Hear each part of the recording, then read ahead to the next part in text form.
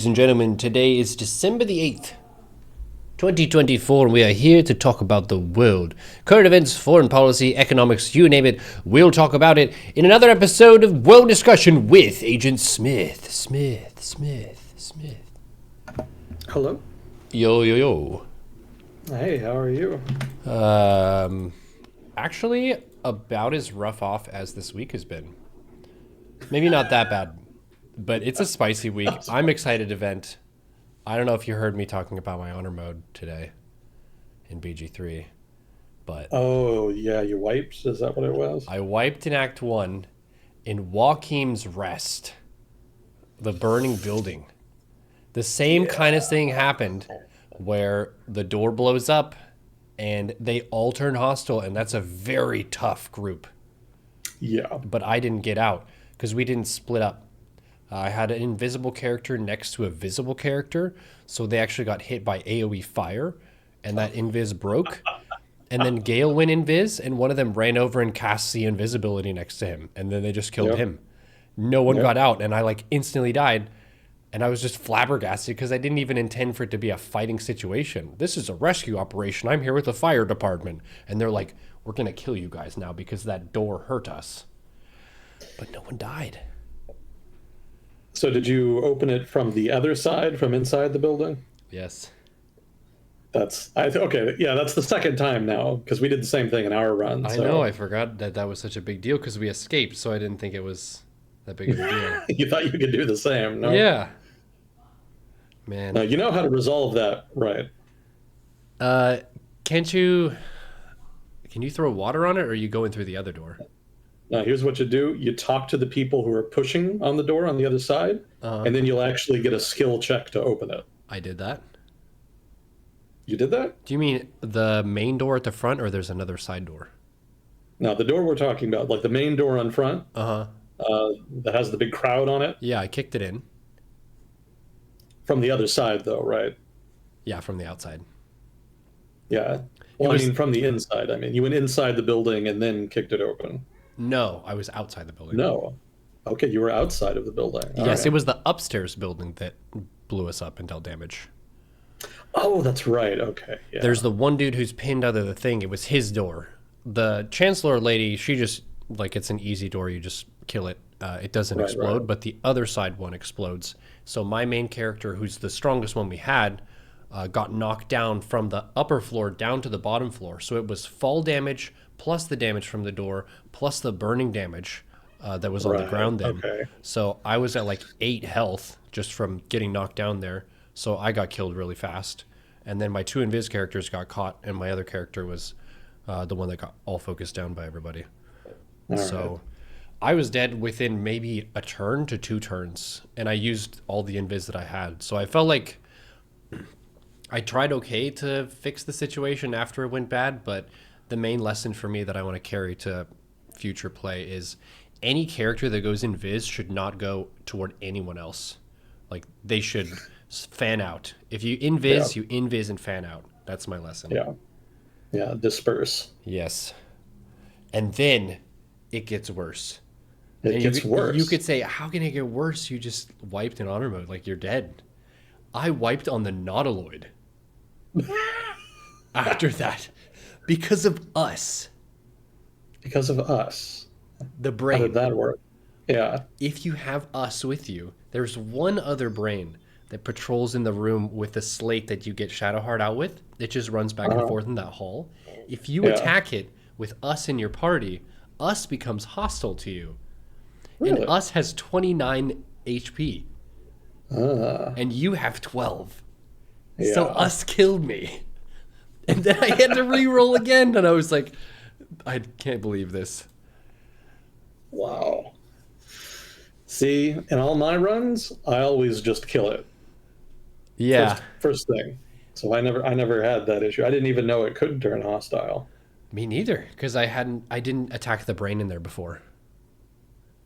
The other patrolling brain. It's kind of annoying to hit, and then in a lot of my runs, I fail the roll to get us out. It's like a 50-50 if you even get it. But I thought, it's another pet on the battlefield. It'll be good. But no, it was another source of my wipes. So Well, sounds like a rough week in BG3. Yeah. I'm excited to play extremely safe with you later on. I'm gonna be so safe. I'm gonna be like, I don't know if we can do this, man. I'm actually thinking of in-biz pushing and just running out of here. And you're like, you know what? Let's not. We'll see. We'll see. I'm generally pretty cautious, but Thank you for letting me vent. I'm still processing everything. That was a lot of wiping in a short time frame. At least it was kind of funny, and I learned a yeah, lesson. that's good content, right? Yeah, I did an intro to Baldur's Gate video while I was at it because I had to reroll anyway. So I just went through what the different modes are, like easy, medium, hard, and then honor mode. Like, and then when you're going through and choosing your abilities and your skills, this is why you might do stuff, and like also how sweaty and min max you want to be, and how you don't necessarily have to go for like the meta classes with the meta builds. You can be like, I've always wanted to be a druid who shapeshifts, and it's like, fine, just go with that, have fun, enjoy the game. You don't need to necessarily go with the sweaty Reddit gamer builds, and you can also play the game at a lower difficulty.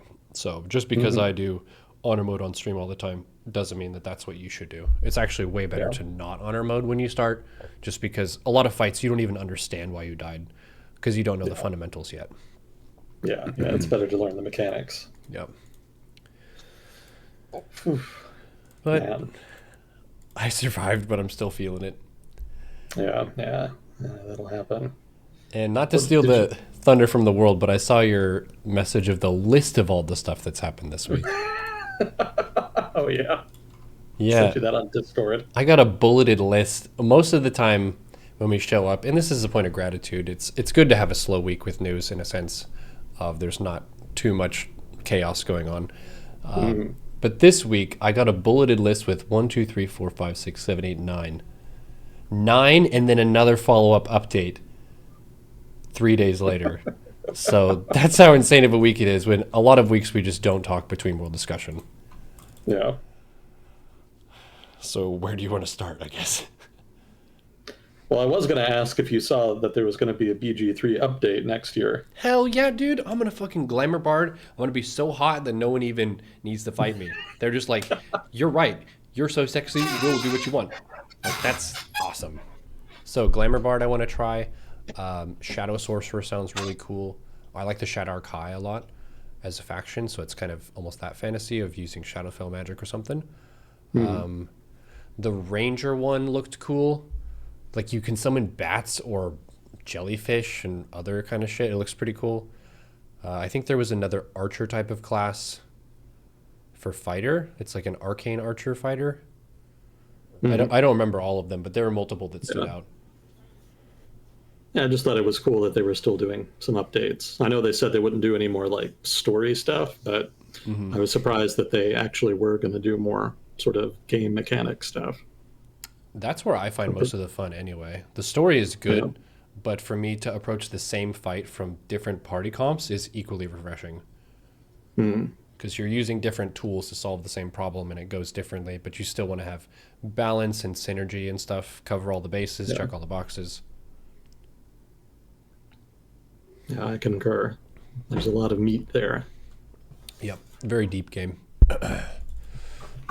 Fuzzy Cord is So on that deck said- for questions as well. So chat, if you have any questions for Agent Smith, feel free to tag in with those. But people have been mentioning Syria. Assad is out. Syria is the big one this week. Yeah. That's the biggest. Okay.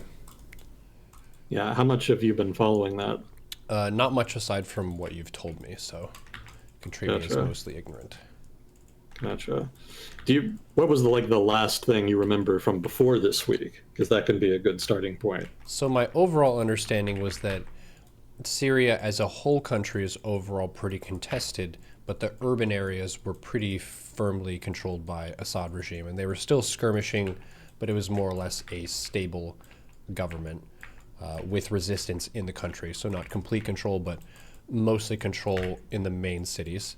But then now it sounds like he's done. Like, it's completely overthrown and it's a different country now. So That's fairly accurate. It wasn't really about urban versus rural. He was able to, in a series of offensives back in 2015, 2016, able to take back large swaths of the western part of the country.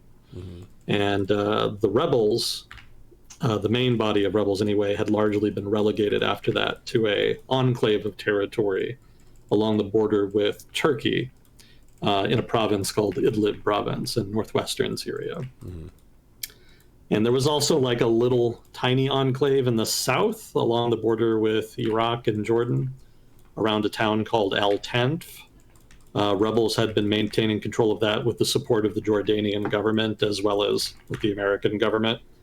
They euphemistically called it a deconfliction zone, which is cute. But yeah, that they weren't really doing anything. They were just sort of a placeholder. Beyond that, the eastern half of the country was still largely controlled by the Syrian Democratic Forces, the SDF, which is largely just a Kurdish militia that nominally has some Arab militias allied with it. The core of the SDF is the YPG, which is the Kurdish militia group in the east, which is a sort of far left organization loosely affiliated with the PKK, a separatist Kurdish organization in Turkey that is technically a terrorist organization, according to the United States and certainly according to Turkey. But then, of course, people say that it's just a ethno-nationalist separatist group that's fighting against discrimination against Kurds in Turkey. That's a whole conversation unto itself. Needless to say, Turkey is very interested in the YPG in eastern Syria. They don't like them. They see them as indistinguishable from the PKK. Anyway, the YPG is the core group of the SDF, and that's the group that the U.S. largely operates with and through in the region in order to fight Islamic State, which is the nominal justification for the U.S. military presence in eastern Syria. It's pretty small. It's just like some special forces units and some air units, but it's been a persistent presence over time, and that presence alone is a effective tripwire that has deterred aggression against the SDF for the most part. The core territory of the SDF is largely sacrosanct, with the sole exception of a period in 2017, I think, when the Trump administration, well, I should say Donald Trump himself, had a phone call with the president of Turkey, Recep Erdogan, and they had some kind of arrangement, came to some kind of arrangement in which U.S. forces would withdraw from a belt of territory along the border with Turkey that the SDF had controlled. And when they did, the Turks, and more specifically Turkish proxies in the form of the Free Syrian Army, moved into that territory, and there was a bunch of violence against some of the Kurdish politicians and Kurdish leaders there. A very unfortunate episode, but ultimately the U.S. did remain in the rest of eastern Syria. They did not withdraw completely, as Trump had kind of originally wanted to. So the American presence was maintained nominally under the justification of continuing the fight against Islamic State, which is kind of continued hit and run attacks against this, that, and the other faction in the country. Everybody hates them. They hate everybody. So, that's kind of a constant in the conflict over the past 10 years. But otherwise, the SDF in the east has been pretty insular. Most of the conflict has actually focused on the Assad government fighting the rebels around Idlib. That's where most of the action has been. There used to be a major theater in the war in the south of Syria, specifically the southwest, south of Damascus. And that was what an alliance of rebel groups called the Southern Front operated there, mostly around the city of Daraa in Daraa province. And that was actually where the revolution against Bashar al-Assad originally started, way back in 2011.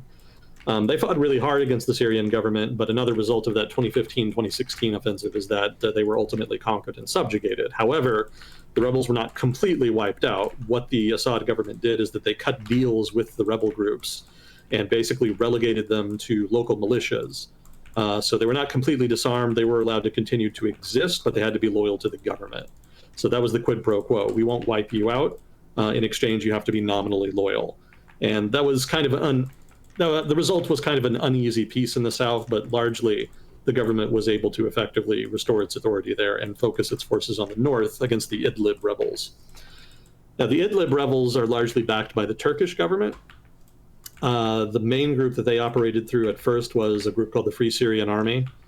They later sort of transitioned into the Syrian National Army, the SNA. And it's kind of an unwieldy organization. It was originally an umbrella organization that encompassed a number of different rebel groups. That's a consistent theme throughout the Syrian conflict, by the way. The militias and rebel groups are largely local in character, and in so much as there are larger national level groups, they're largely just constellations of these localized groups. So the Syrian National Army was pretty much just that. At first, it was mostly defectors from the Syrian army. That was like the first 5 years or so of the war.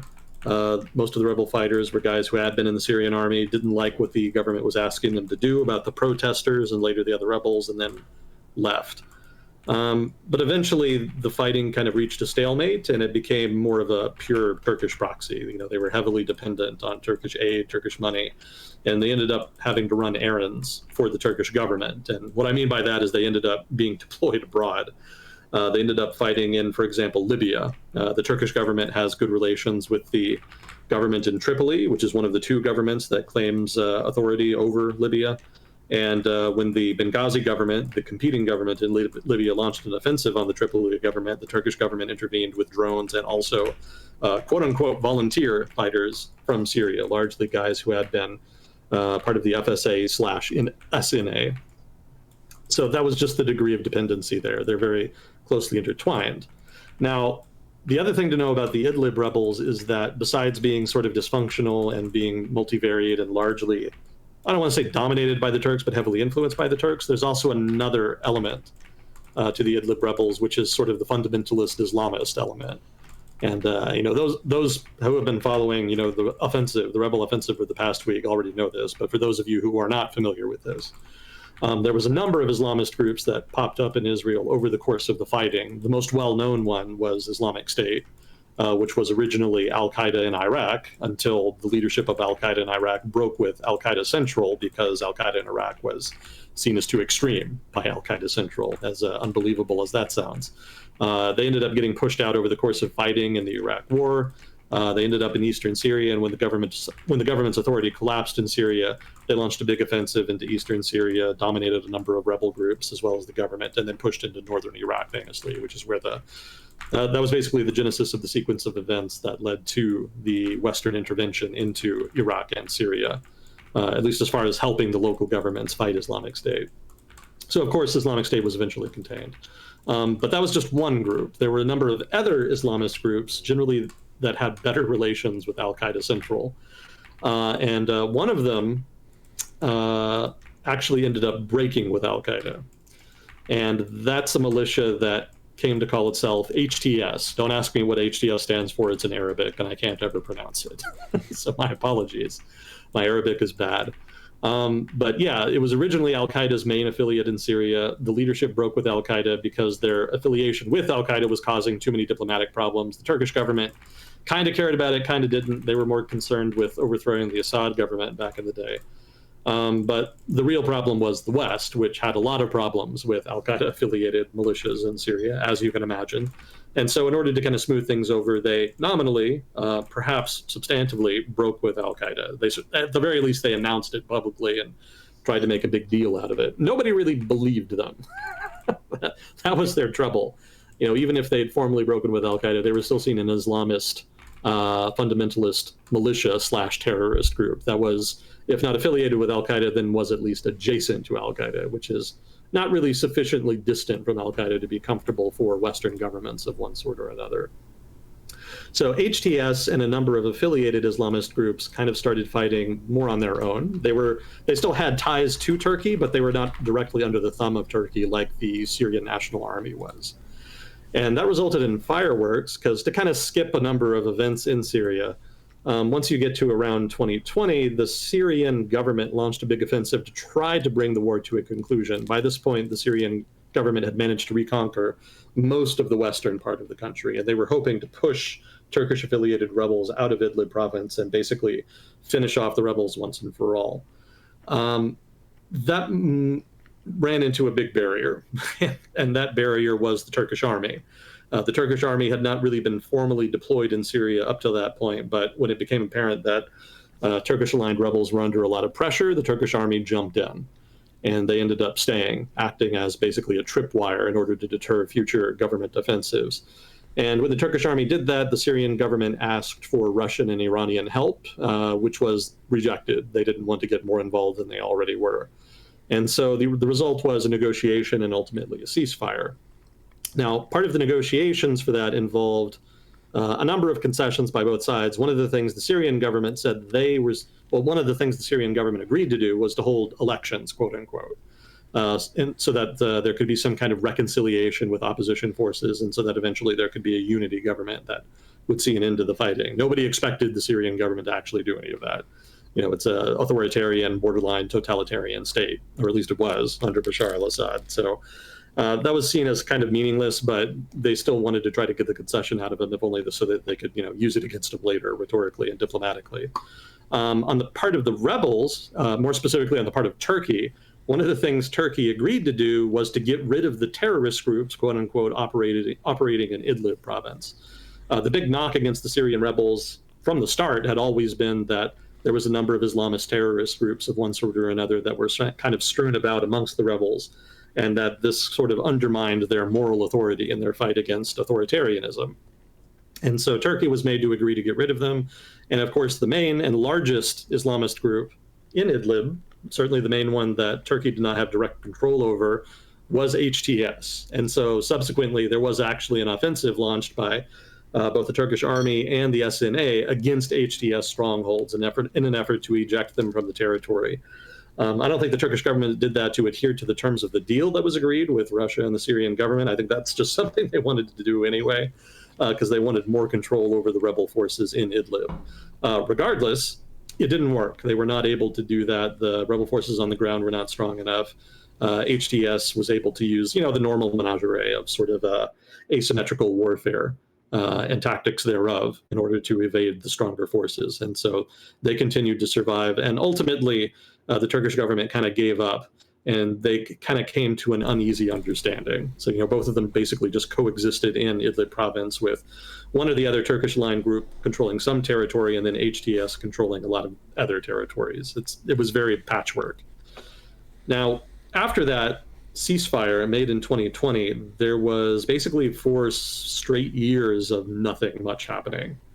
There was intermittent fighting between this, that, or the other militia that was aligned with Assad, but it never amounted to much. It was basically just localized grievances being resolved with violence, which at that point in the conflict was not that unusual. So I didn't read anything into that. It just seemed like more of the same. But in the past years, stuff started to change. From what I was reading, especially in southern Syria, there was a number of incidents in which what had been rebel groups and what had then become nominally loyal militias began to become increasingly bold in challenging the authority of the government. It was largely localized grievances again. The government would do something stupid. One of the incidents I remember reading about was a woman who was, quote unquote, detained, which is not a good thing in an authoritarian one-party state. And the result of that is that militias basically just ransacked and attacked intelligence offices in the town where she was detained. And they even went so far as to ambush reinforcements that were sent to help the government forces there. And so the result ultimately is that the woman was released from detention. So a number of incidents like that continued to happen over the course of the summer of this past year. I think they kind of flew under the radar of international news because, again, stuff like that had kind of happened intermittently over time, and none of it ever really challenged the government's authority. But it escalated over time, and it got to the point where the government's authority had become increasingly tenuous. And some kind of major event that made the government look weak had all the potential to make all of those formal rebel groups cease to be formal in their status, to basically resume being rebel groups. And that's basically what ended up happening.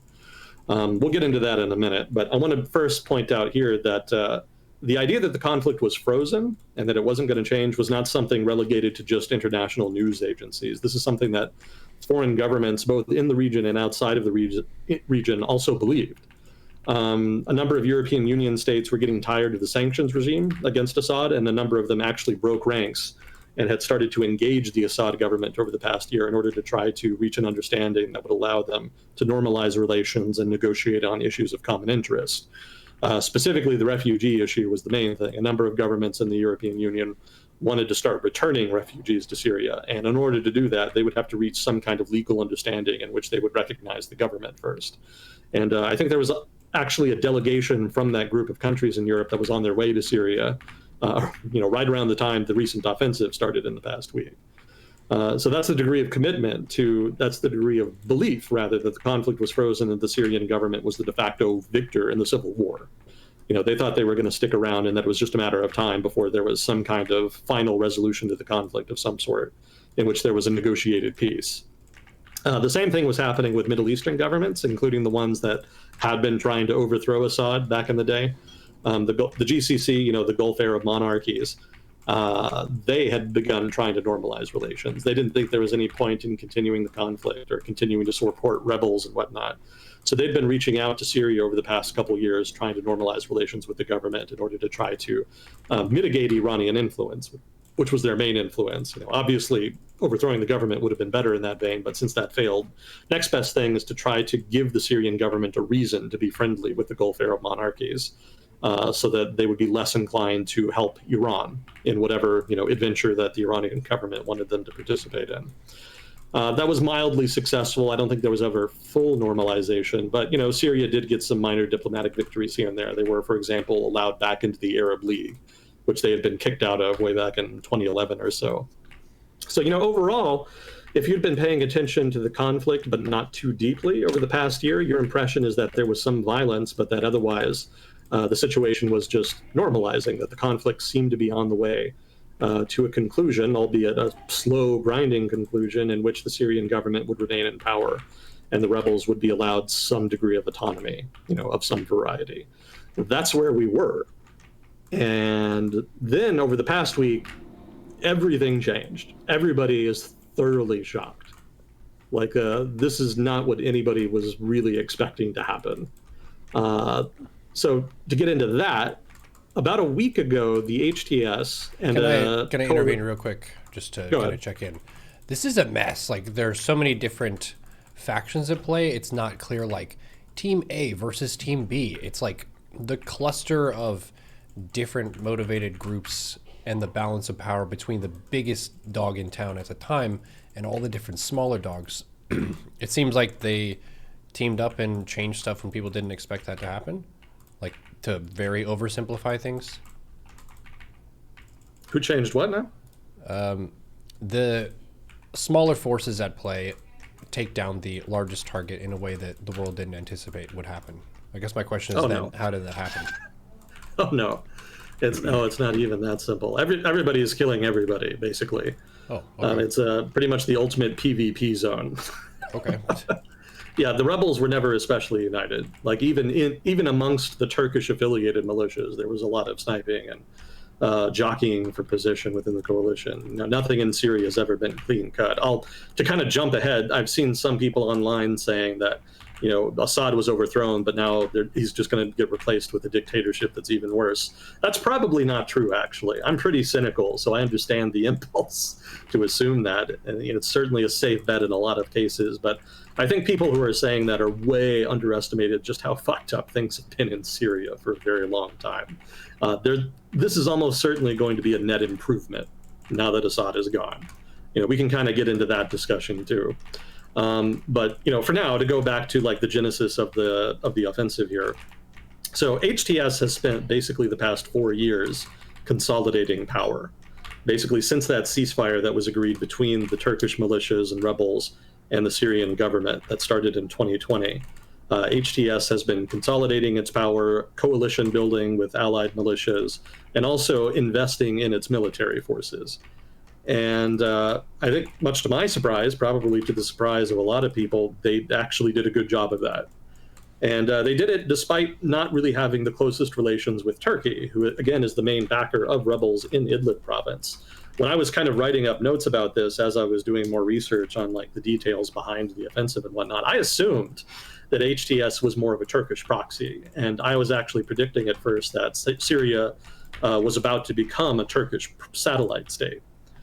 But the more I read about HTS's relationship with Turkey, the less that seems to be the case. Because what I ended up reading from analysts who are focused on Syria and news outlets focused on the Syrian conflict is that HTS is actually the rebel group in Syria that is the most autonomous of foreign influence. Everybody kind of distanced themselves from them on account of the Al-Qaeda thing, understandably so.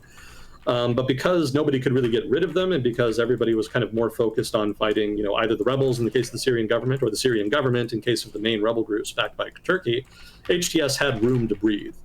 And rather than wasting that fighting a bunch of, zealous ideological Islamist type battles trying to kill everybody like Islamic State did, HTS actually used that time to good effect. They marshaled their resources and invested them effectively. So, to give you some examples, they invested in night vision equipment, and they created an entire brigade that was fully equipped with night vision equipment, so that when they launched their offensive, it could be a rolling offensive that fought both night and day. When night fell, they would bring in the night vision equipped guys, and they would keep things going. That was actually a big innovation, because neither side in the conflict had done that before, at least not substantively so. Normally, when night fell, fighting would basically stop until morning.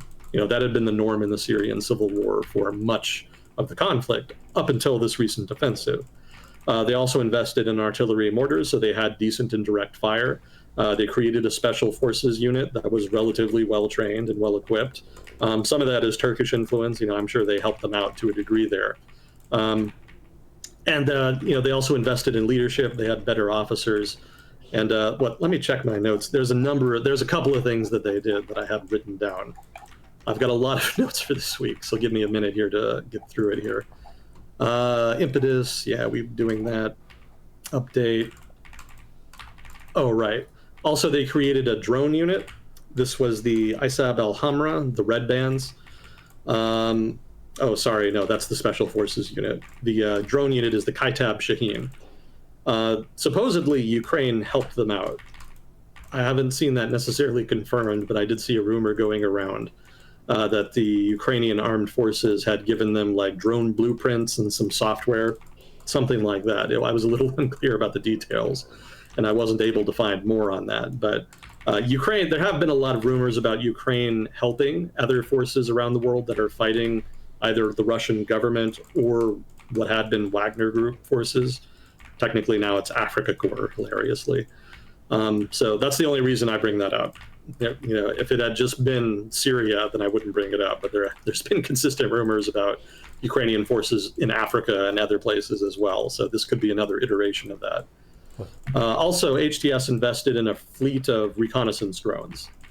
And the result of all of this altogether is that HTS as a fighting force actually became more lethal than the Syrian army. Because over the past 10-some years, and especially over the past 4 years, the Syrian army has kind of been slowly melting down. The Syrian government was basically unable to substantively invest in new equipment, new training, new personnel, etc. And that was especially a problem because the Syrian government as a whole, over the course of the conflict, became more and more feudal in structure. Like originally, it was a top-down hierarchical one-party state, very prototypical.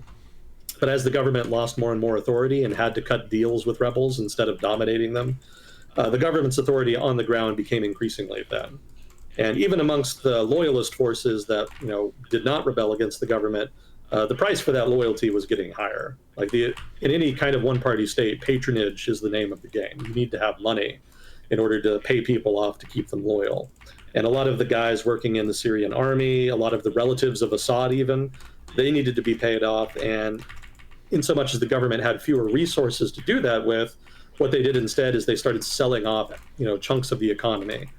One of the big things was salvage.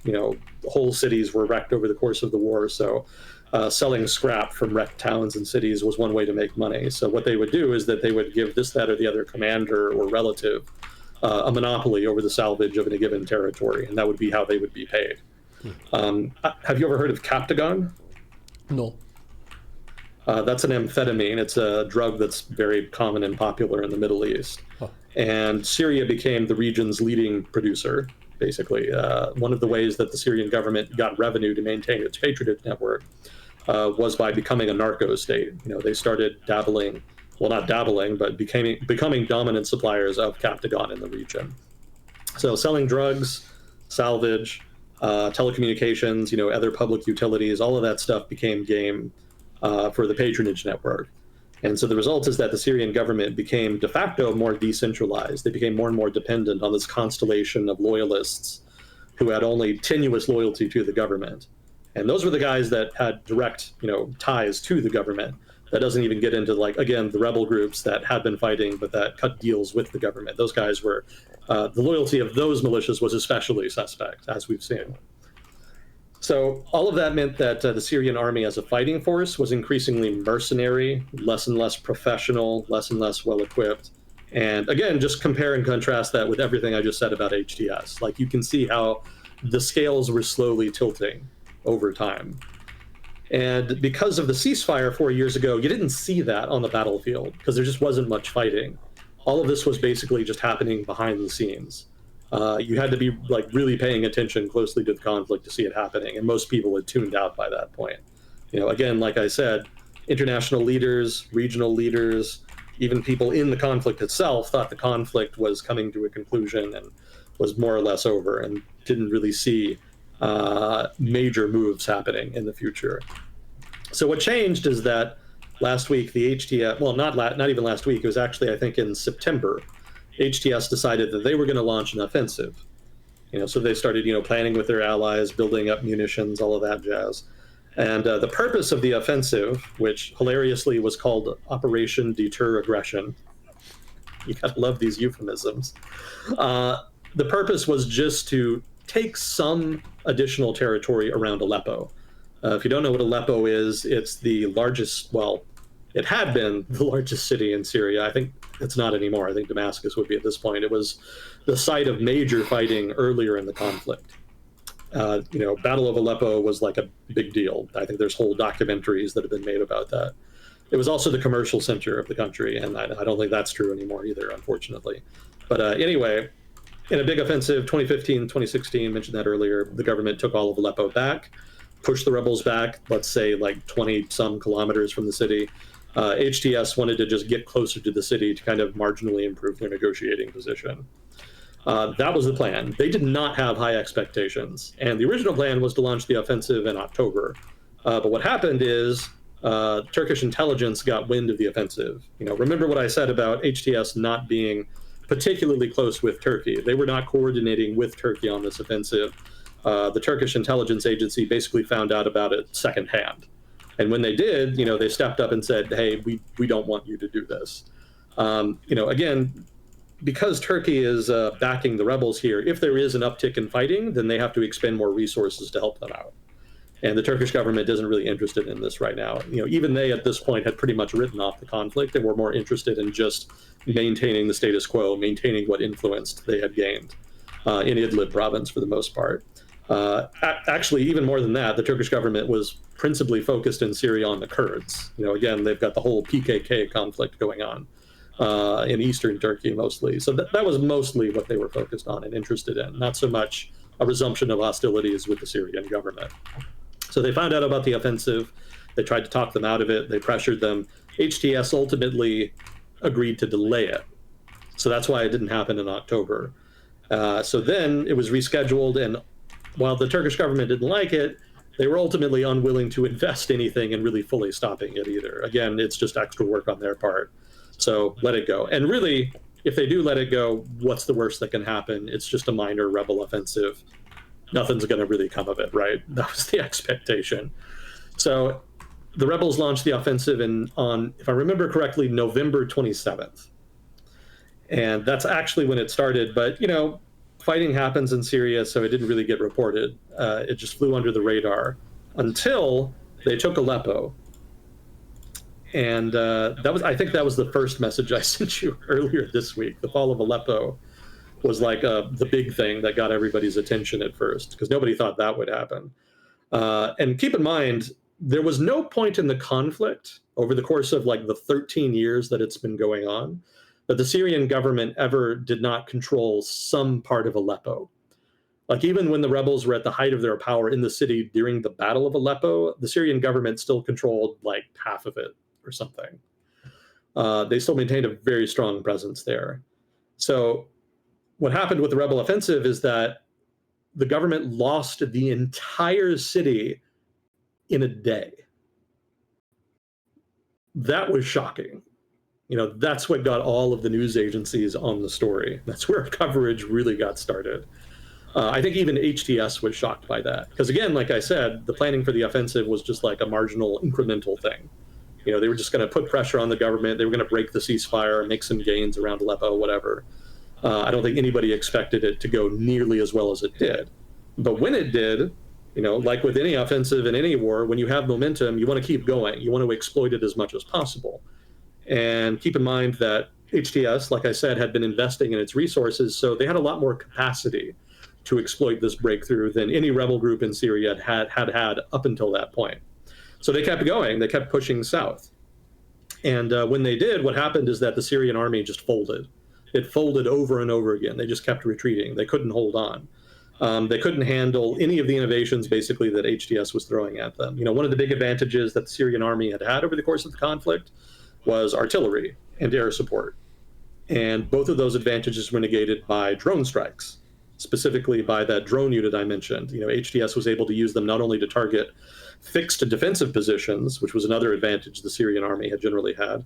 They were also able to go behind enemy lines and start targeting those artillery pieces, those mortar pieces, even some of the airfields.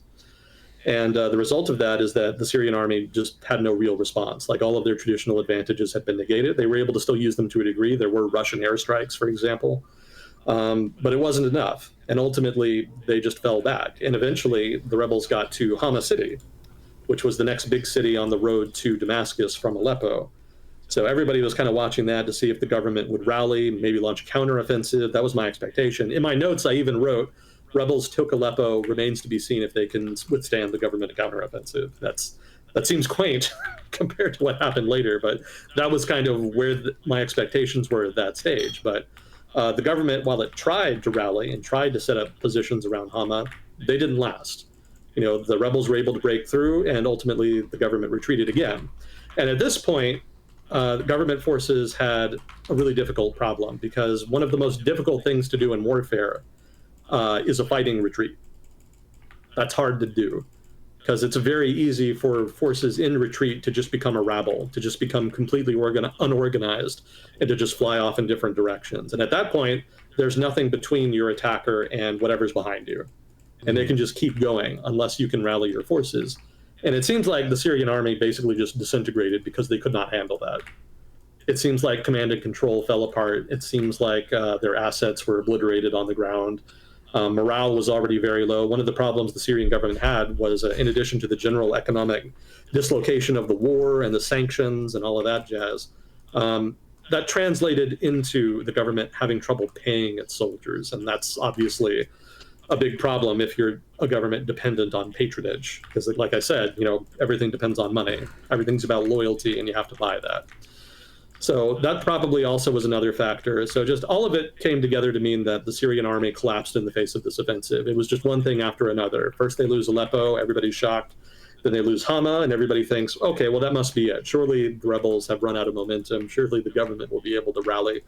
So the next question was Homs, and then they rolled into that like 2 days ago. And by that point, actually even before that, between Hama and Homs, it became apparent that the Syrian government was just in open collapse. Like they were totally unable to launch any kind of substantive counteroffensive. And it was clear all of the momentum was with the rebels.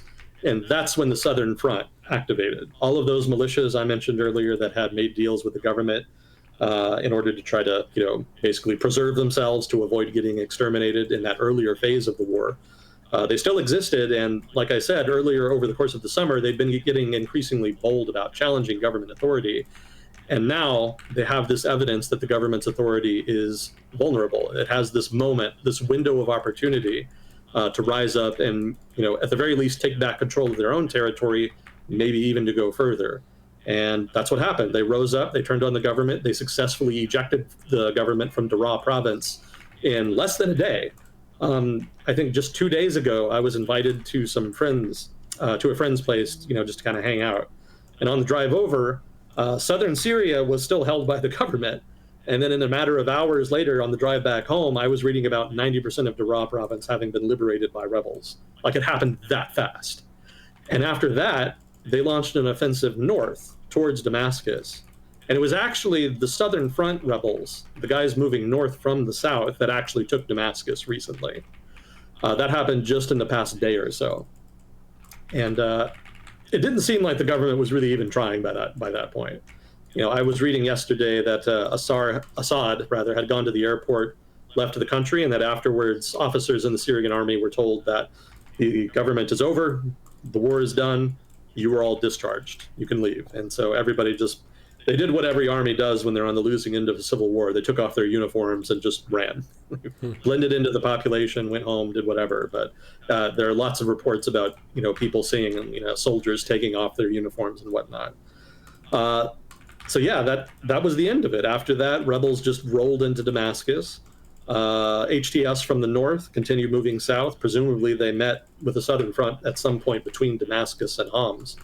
There was no fighting that I'm aware of. And recently, just in the past 24 hours, it seems like rebels have also moved into northwestern Syria, which is significant because that's the heartland of the Alawites in Syria. For those of you who don't know who they are, they're an obscure sect of Islam that has existed for a long time. But, with Islamic fundamentalists, they don't really like obscure sects. They kind of see them as apostates. So they don't really have great relations. That is to say, the Alawites don't have great relations with a lot of the Islamic fundamentalist elements in Syria. Maybe that wouldn't be a problem, save for the fact that when the French basically colonized Syria, it wasn't really colonization per se. It was a League of Nations mandate. That's a whole other conversation. But basically, it was a French territory for a while. And one of the ways that France was able to hold on to the territory, or at least one of the approaches they took to holding on to the territory, is that they cut deals with Alawites in the northwest of the country, by which Alawites would get preference in the civil service, in the government, get preference commercially. Basically, because they were on good terms with the French authorities at the time, Alawites became the cultural and economic elite in Syria. And again, not too much of a problem for a long time, but eventually that elite became very corrupt, very violent, especially when Bashar al-Assad's father, Hafez al-Assad, seized power back in the 1970s and created basically an authoritarian fascist state. The Baathists at the time were basically the Arab equivalent of fascists. They explicitly modeled themselves on the Nazis. So, I'm not like, that's not hyperbole. That basically is what they were kind of going for. So Hafez al-Assad seized power, very brutal dictator, blah, blah, blah. Yeah, I mean, you can probably guess how things kind of progressed after that. But over time, more and more, the Alawites became sort of conflated with the authoritarian, brutal government. And that became a problem when the revolution started, because, of course, it didn't take long before the revolution started to take on kind of an Islamist tint. And that certainly alienated a lot of more liberal elements in the revolution, especially in the northwestern part of Syria, where the Alawites were. But it wasn't too much of a problem at first. But over time, the liberals kind of got weeded out, and the conflict and all of the factions got more and more extreme. It kind of had a ratchet effect in that regard. Alawites never really liked the Assad government that much because, they got oppressed just as much as everybody else, but they had a lot to lose by having an extremist, fundamentalist terrorist group, seize power. So a lot of them sided with the devil they knew rather than the devil they didn't. Mm-hmm. That had been the case, but at this point, with the government kind of on the way out, a lot of those people were very afraid. They were thinking there might be reprisals. Hypothetically, there still could be, but none have happened yet. The leader of HTS has come out and said that he does not want to persecute minorities in Syria. We'll see if he keeps his word or not. Who the fuck knows? But for now, at least, HTS and its forces have been on their best behavior. There hasn't been any reports of massacres yet. No minorities have been systematically targeted, et cetera. And so the rebel groups moving into the northwest, not massacring everybody, that's a very positive sign. So the Alawites, for now, seem to be doing okay. And that was certainly one of the big questions that they'd been asking, both before and after, it seems, the end of the conflict. So yeah, it's been a wild week. Again, we went from everybody around the world expecting the conflict to just stay frozen for the foreseeable future to the conflict resolving almost entirely. Suddenly, obviously, the big question now is how the different rebel groups kind of negotiate with each other. Because again, the Southern Front forces are different than the HTS forces, which are different than the Syrian National Army forces, which are different than the Syrian Democratic Forces. So how do all these guys kind of deal with each other and create a unity government that doesn't just immediately melt down and basically end up like Libya? Libya is sort of the nightmare scenario that everybody is kind of worried about, and that some people are low key just kind of expecting. I have an idea. Um, I have an idea what they could do. It's a very local idea. What if they had the United States of Syria? They each get their own state, they get some power, and they have a big government that they all have representation in, and they're happy. it's probably too small for a federal system of government like that. It's possible Population they of could Syria, do it. roughly? Sorry, what? What's the population of Syria? Well, it used to be around 25 to 30 million, but I think it's kind of tailed off since then for obvious reasons. That doesn't even get into whether or not you want to count refugees. But yeah, I want to say around 20 million, let's say.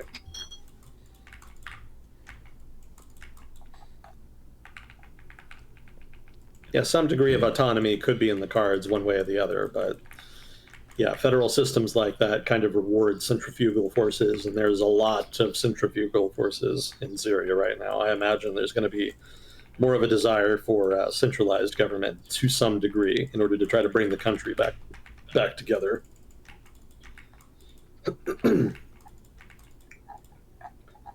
Sounds pretty Yeah, crazy. everything- So the main tech edges for the rebels were drones and night vision.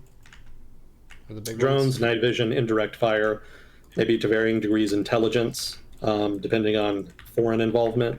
I've seen different takes on that. Also, reconnaissance. So, when people say drones, they normally mean like attack drones, FPV drones, like you've seen in Ukraine. But you can also, of course, still use them for reconnaissance, and that's actually very important for any army. So they had an advantage on that. Basically, they took all of the innovations that we've seen kind of dialed up to 11 over the course of the Ukraine conflict, be utilized by HTS to their advantage. And that seems to be the factor, the X factor here that was able to kind of untie this Gordian knot of a conflict. Interesting. Yeah, and I think there was also complacency and low morale on the side of the Syrian government. If they're underpaying their soldiers, that's not going to really inspire loyalty. And yeah, with the country as fragmented as it is in terms of demographics and groups and local groups, it's hard to have as much of a feeling of like diehard unity where we will fight for this land no matter what. It's like, it's kind of shit, whatever. Bye, guys. That seems like more of the energy of what's going on. And Assad's regime also was one where I think he was trying to be at least stylistically more Western society looking, but still very authoritarian and not really as conciliatory to all the different groups in his domain. Yeah, the Ba'ath Party had its ideology was pan-Arab nationalist in outlook. And so that very much had its roots in the early 20th century with some of these sort of early Arab nationalist ideologies that emerged, kind of in concert with a number of sort of nationalist movements around the world that were largely interested in sort of decolonization, independence from European empires, etc. But that kind of devolved over time into just generic authoritarianism, charismatic leaders just sort of using it as an excuse to establish their hold over a country. It actually got bad enough that it ended up self-sabotaging the whole pan-Arab nationalist movement. Because there actually was a point in the 1960s, I want to say, when Syria and Egypt agreed to unify and create what was called the United Arab Republic. And of course, that was in keeping with pan-Arab nationalist dogma, which envisioned a future in which all Arab states would be united in one single Arab country. That was nominally the end goal that was desired by the pan-Arab nationalist movement. But it ended up failing because a lot of people in Syria didn't like the subordinate role that they had in the United Arab Republic, because Egypt was much bigger, much richer, and its elites kind of had pole position within the decision-making apparatus within the United Arab Republic government. And egos ultimately were too big to allow for that to be sustained, and ultimately Syria broke the arrangement and became a fully independent, autonomous country again, not long thereafter. So that kind of is indicative of the principal agent problem inherent in any sort of authoritarian system. You know, you have people who are more interested in abusing their power than they are in using it for the reasons that it was originally given to them. In this case, uniting the Arab peoples together. Another example, both Iraq and Syria had Ba'ath parties in control of their respective countries over the course of the 70s onward, basically. And despite the fact that they were both Ba'ath parties, both pan-Arab nationalists, both very authoritarian in outlook, you know, similar ideologies, they hated each other. They did not trust each other at all. And a big reason for that is that both of them agreed that they should unify into a single country, but neither could agree on who would lead it. Mm-hmm. Everybody wanted to be the one who led it, and that led to a breakdown in trust, and everybody kind of assumed that one or the other would invade the other in order to try to pursue that end goal, nominally to unify them under the pan-Arab nationalist dogma, but in reality just to increase their own power. Mm-hmm. And that's actually one of the reasons Syria ended up aligning with Iran over the course of the Iran-Iraq war, because the enemy of my enemy is my friend. You know, pan-Arab nationalists do not get along with Islamists. They're seen as basically the main threat for them, you know, over the course of the past couple decades, because they're the only main ideology that really has popularity. You know, maybe you could point to liberalism, but liberalism is kind of limited in its popularity. It's more of like a middle class thing. A lot of countries in the Middle East don't quite have a large enough middle class to make that get past the critical mass of support you need for liberalism to really be considered one of the main competing ideologies.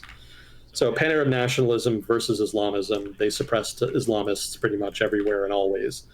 And even though Iran was basically an Islamist government after the revolution in 1979, Syria still allied with them because they were seen as less of a threat than the other competing Ba'athist party on their border, which they saw as being territorially ambitious, if not also ideologically ambitious in terms of annexing Syria.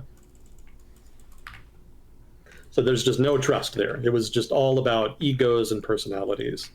And the main ego in Syria, of course, was Hafez al-Assad.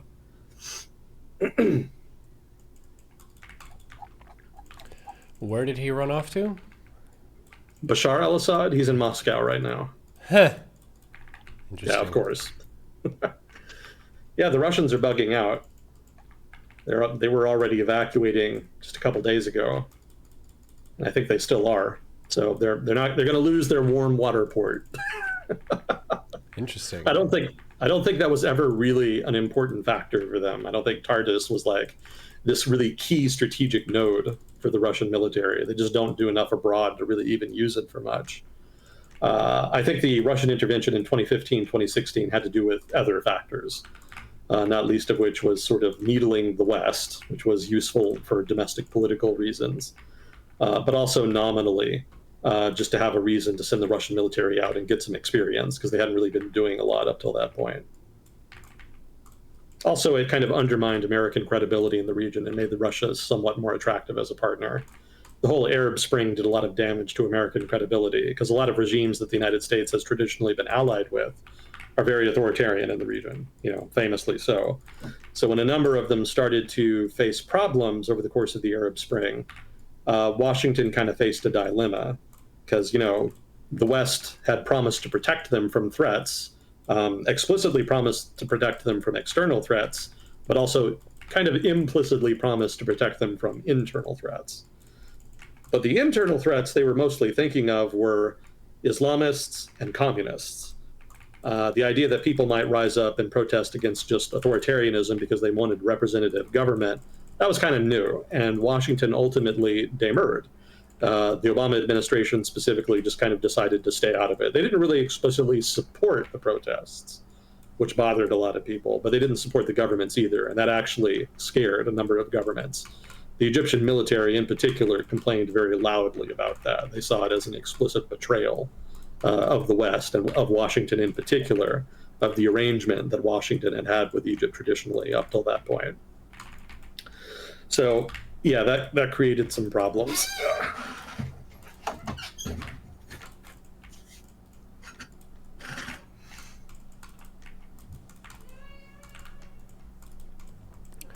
Crazy developments.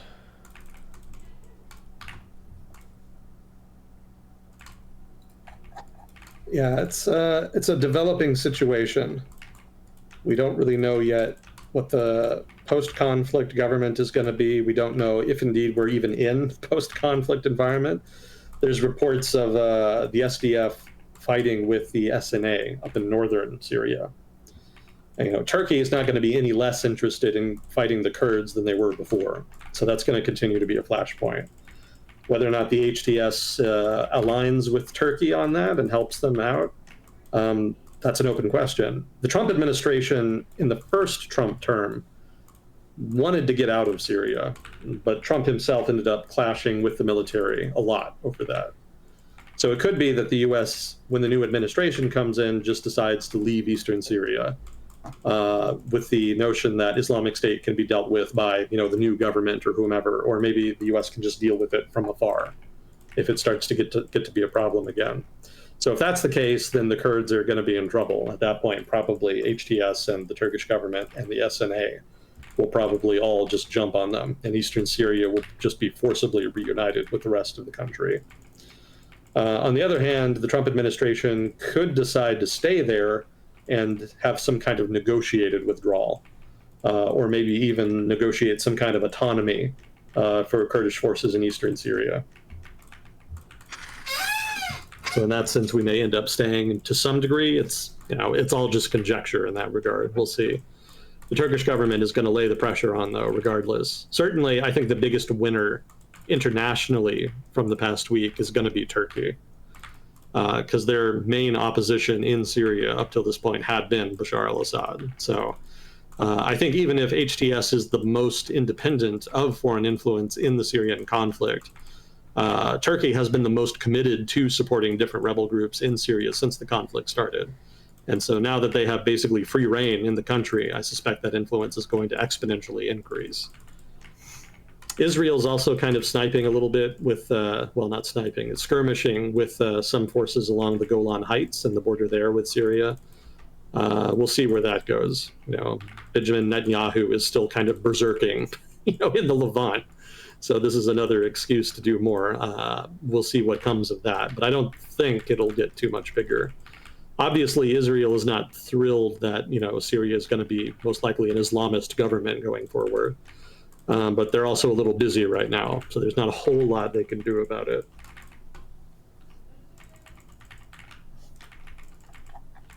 HTS has been saying all of the right things about, not being oppressive and not wanting to go on jihad internationally.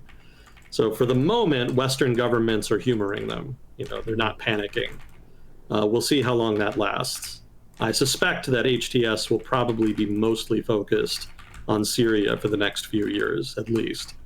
Most likely dealing with all the other rebel factions and all, the politics and reconstruction that's going to be necessary to kind of rebuild from the conflict. That's going to take a lot of energy.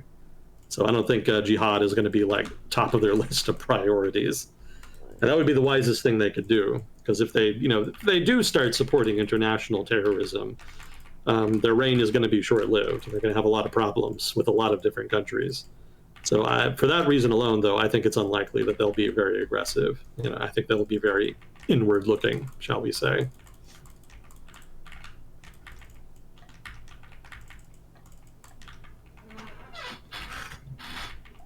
I do want to point out that I don't think a lack of foreign support was the reason for the Syrian government's collapse. This is kind of a debate I've seen play out on Reddit and other social media. There's this notion that because Russia is distracted in Ukraine and Iran is distracted by Gaza, that Syria wasn't able to get the same degree of support that it traditionally had. There's some truth to that, but most of the truth lay in the fact that Russia and Iran were not in a position to surge support in order to deflect the offensive, or at least try to deter it. But the level of support, of foreign support in Syria for the Syrian government has not actually fallen that much over the past couple of years. The Russian expeditionary force in Syria was not drawn down significantly after the war in Ukraine started. And Hezbollah, for example, which had deployed to Syria in previous iterations of the conflict, in previous eras of the conflict, let's say, they had some presence on the ground, and they were actually in the process of sending more before it became clear the army was collapsing. And Iran, of course, already had forces in Syria, although Israel had been kind of watering them down over time. But that's nothing new. They've been doing that pretty much continuously over the past 10 years. So there hadn't been that much change in terms of foreign support. So that's not really the main factor, I think, as far as why this rebel offensive was so successful. I think you have to look at other determinants. HTS and its military buildup, its increase in professionalism, that seems a stronger explainer at this point to me, more so than, less foreign support. Oh, also the morale thing, like we were talking about before, just the government having less and less resources and money to work with, and people getting less and less enthused about, fighting for them. That would be the other main factor I would point to. Yeah, that's a general corruption thing where you can have an entity that maybe starts out pretty strong and pretty capable, but if it's corrupt, the power of it ends up being hollowed out from the inside just because people aren't getting the adequate compensation, and it's really hard to maintain loyalty and enthusiasm if people are being mistreated. It's like, why would I fight for you if you don't prioritize me? And putting my life on the line, underpaying soldiers, that's crazy. You're saying I want you to put your life on the line and deal with violent situations on the behalf of society. Also, we're not going to pay you right now. Oh, come on. Hello? That's crazy. Yeah, people don't much appreciate that. You can see the results before us. Mm-hmm. So I'll throw in here that we don't really know what the GCC is going to do. The Gulf monarchies have been very, very hostile to Islamist political forces for obvious reasons. They don't have any more reason to trust them than the pan-Arab nationalists do. So how they handle this is going to be one of the major questions that determines outcomes here. And not a lot of early signals. I think they were as surprised as anybody. The Gulf monarchies had been, like I said, they'd been trying to normalize relations with Assad up till now because they thought, he basically won the civil war and that it was a done deal. So this has upended all of the assumptions that perspective was predicated on. And so now there's going to have to be a complete rethinking of foreign policy in the region, both by regional powers and by outside powers. And that's not something that's likely to just happen overnight. And it's worth reiterating, too, that this is the first Islamist government in the region since, I guess, if you want to count Islamic State, you can point to them. I don't think anybody really sees that. I don't think anybody recognized them, and I don't think that's necessarily the best example. But I think the other example would be Egypt, because after the Arab Spring, they had elections, and the Muslim Brotherhood was able to win power in the resulting election. Obviously, the Egyptian army ended up kicking them out in a subsequent coup, but technically for a while there was a Islamist government in Egypt, and that was the government in the region for a while. They were not like a extremist fundamentalist Islamist political party or government. It was what used to be called political Islam, the idea of sort of almost kind of like the Islamic equivalent of Christian Democrats in Europe. Mm-hmm. Europeans are probably more familiar with that, but kind of a similar idea, probably significantly more religious than democratic in the case of a lot of Islamist actors in the region, but still nominally moderate in outlook religiously and dedicated to some semblance of a democratic political process.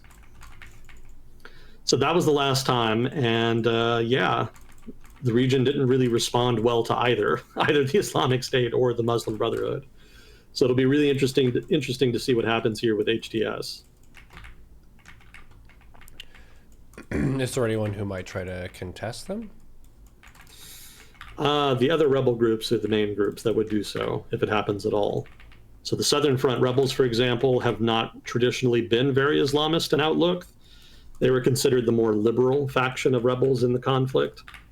So they may chafe at any effort by HTS to try to impose straight up Islamist rule. They may not end up having a lot of choice since they're probably weaker than HTS at this point, but that is a possible vector of future conflict. Other than that, Turkey and the SDF would probably be the other major factors I would be watching. Turkey wants to fight the Kurds. So whether or not that's acceptable to the new government or not is going to be the big question. If the HTS and whatever other allies in the country it manages to get, if they want to reunify the country by allying with Turkey to conquer SDF territory in the east and forcibly reunify Kurdish territory with the rest of the country, relations with Turkey will be pretty good in that case. That will make the Turkish government very happy. It will not make, however, Washington very happy because, of course, Washington has ties with the Kurds. If Trump, just withdraws from eastern Syria, then it's a moot point. So, that's kind of a question mark. But hypothetically, HTS could reach out to the SDF and try to create a coalition there and maybe peacefully negotiate some kind of reunification between eastern and western Syria. And that could create a united front against Turkish influence in Syria. I would point out that even though Turkey has helped rebel groups fight Assad over the past 10-some years, a lot of people in Syria are still not thrilled about the idea of significant Turkish influence in Syria. Everybody wants help overthrowing the tyrant. Nobody wants to be a client state. They want their country to be free and sovereign. So it's not inevitable that Turkey is going to be able to just completely control Syria from behind the scenes going forward. There will be some effort to establish some autonomy and sovereignty by whatever government forces emerge in Syria going forward. And it may be that if those forces prioritize sovereignty and mitigating Turkish influence, Turkey could hypothetically find itself on the outside looking in as new coalitions are written up over time between the different actors within Syria. Again, this is all conjecture. Who knows? It could go any which way. There's a number of different directions, and nobody really has any idea which one it's going to be. This is fairly unprecedented. I think the main analogy that people are using is Afghanistan when the U.S. pulled out back in 2021. Because at that time, the war and the government had kind of dragged on for 20 years or so. And then all of a sudden, it was just over, just like that. Just like in a matter of weeks. So that seems to be kind of similar to what happened in Syria here.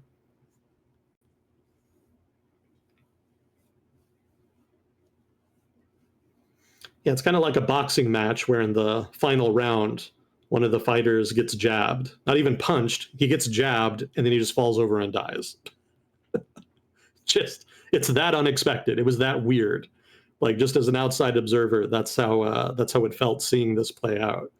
Everybody just assumed that the rebel offensive would just kind of meet some resistance at some point and stop. And instead it just kind of casually rolled all the way to Damascus.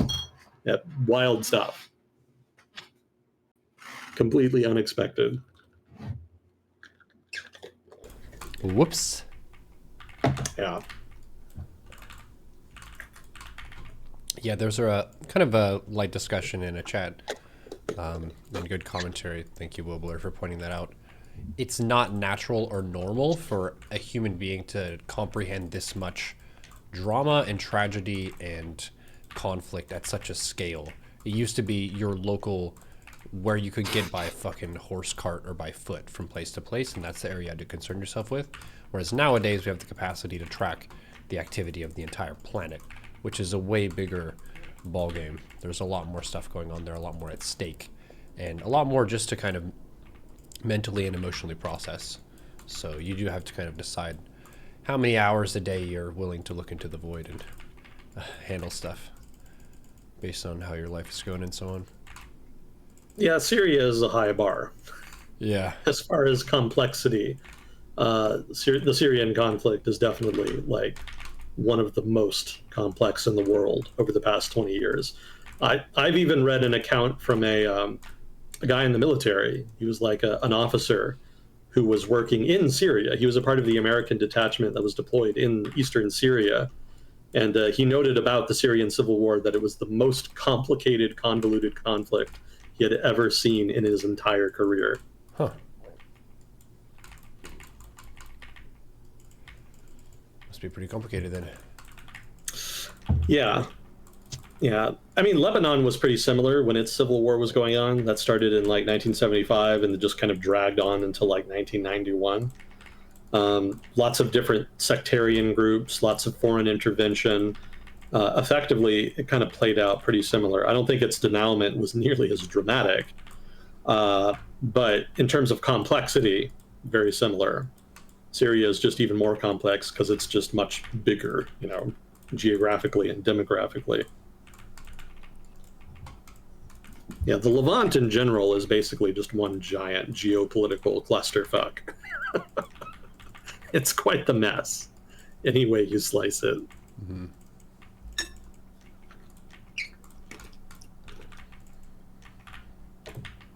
Thanks for breaking it down for us. And that was only like one of the items so far. I know we have like a shitload of stuff. I was telling chat yesterday that a lot of weeks we do have slow weeks where it's like, yeah, not much happened, but what country do you want to talk about? And this week it's like, oh my God.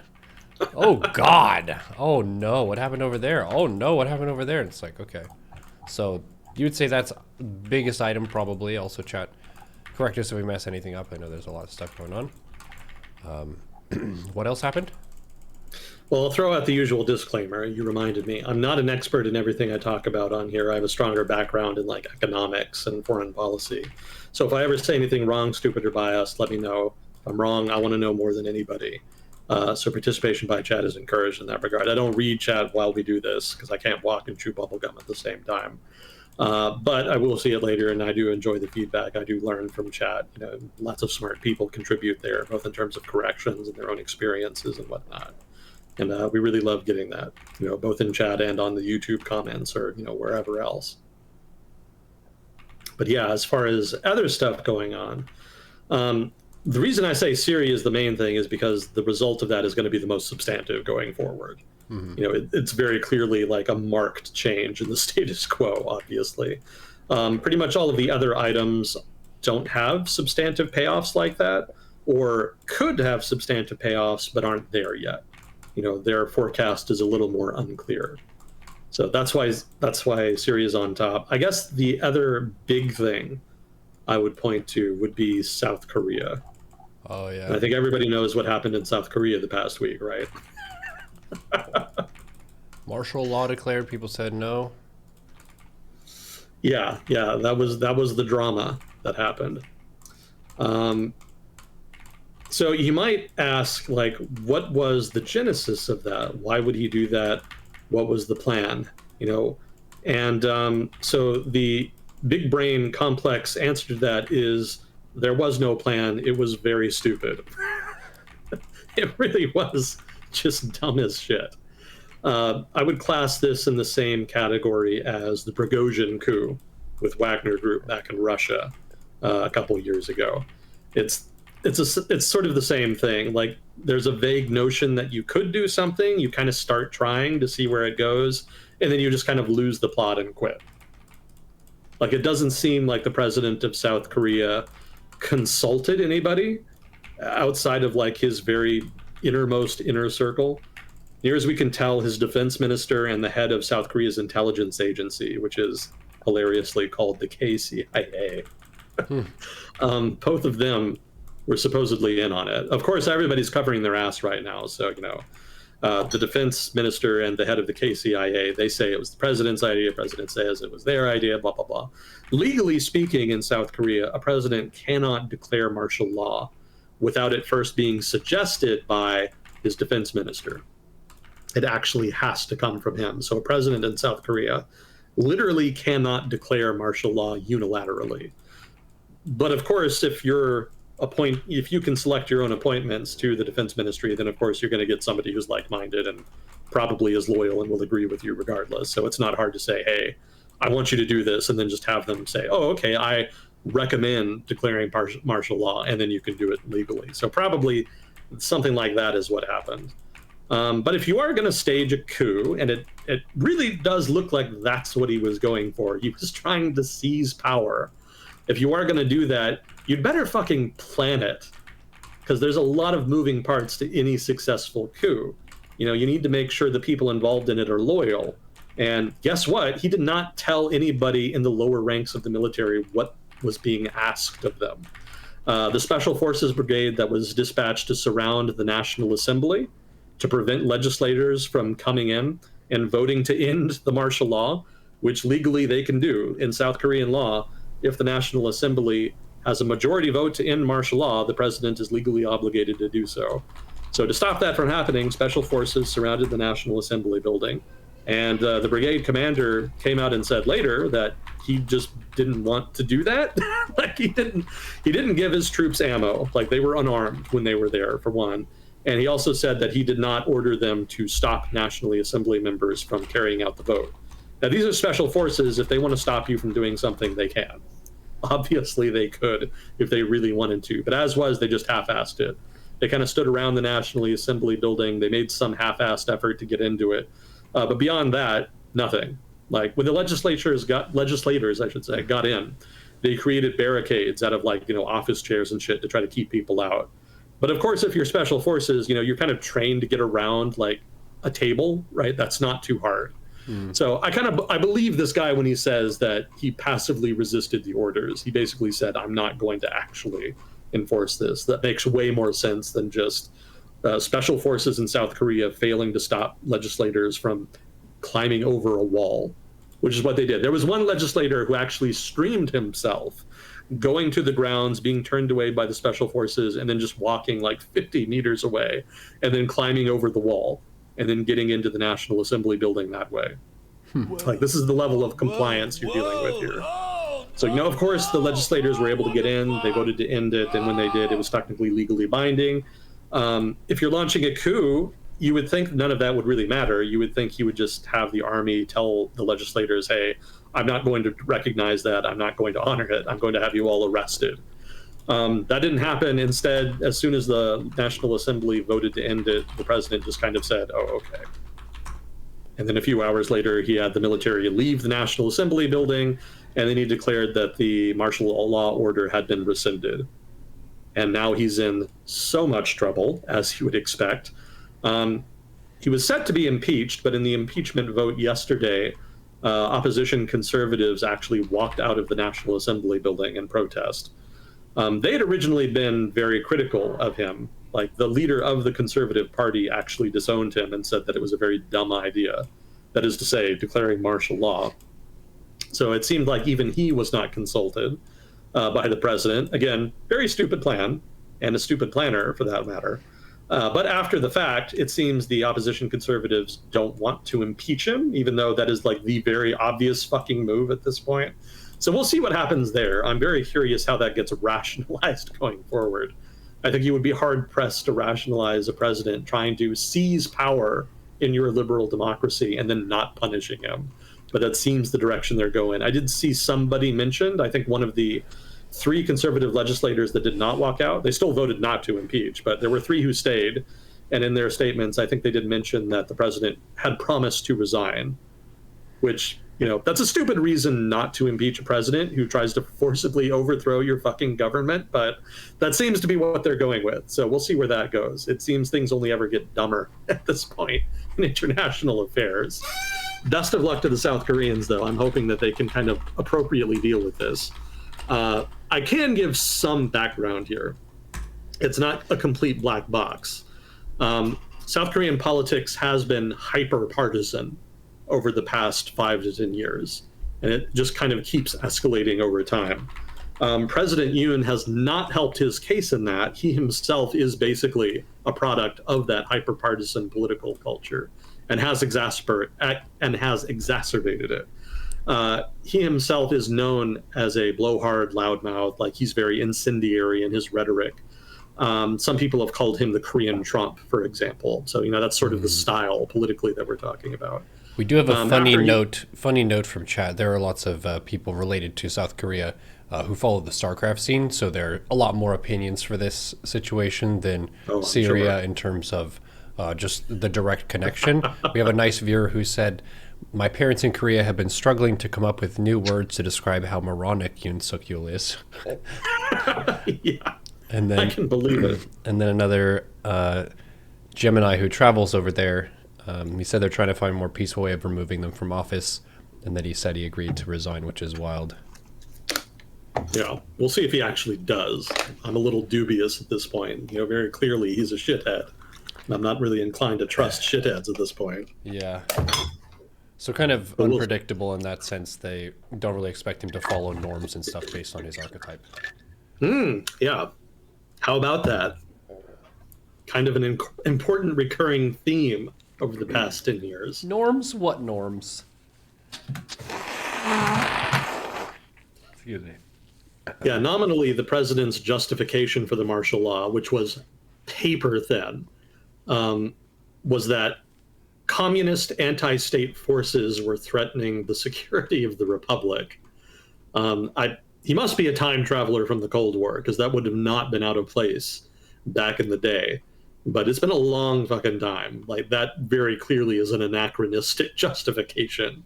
Very stupid. He should have modernized. He should have come up with something. Anything would be more believable than that. That is very obviously a fig leaf, an excuse to seize power.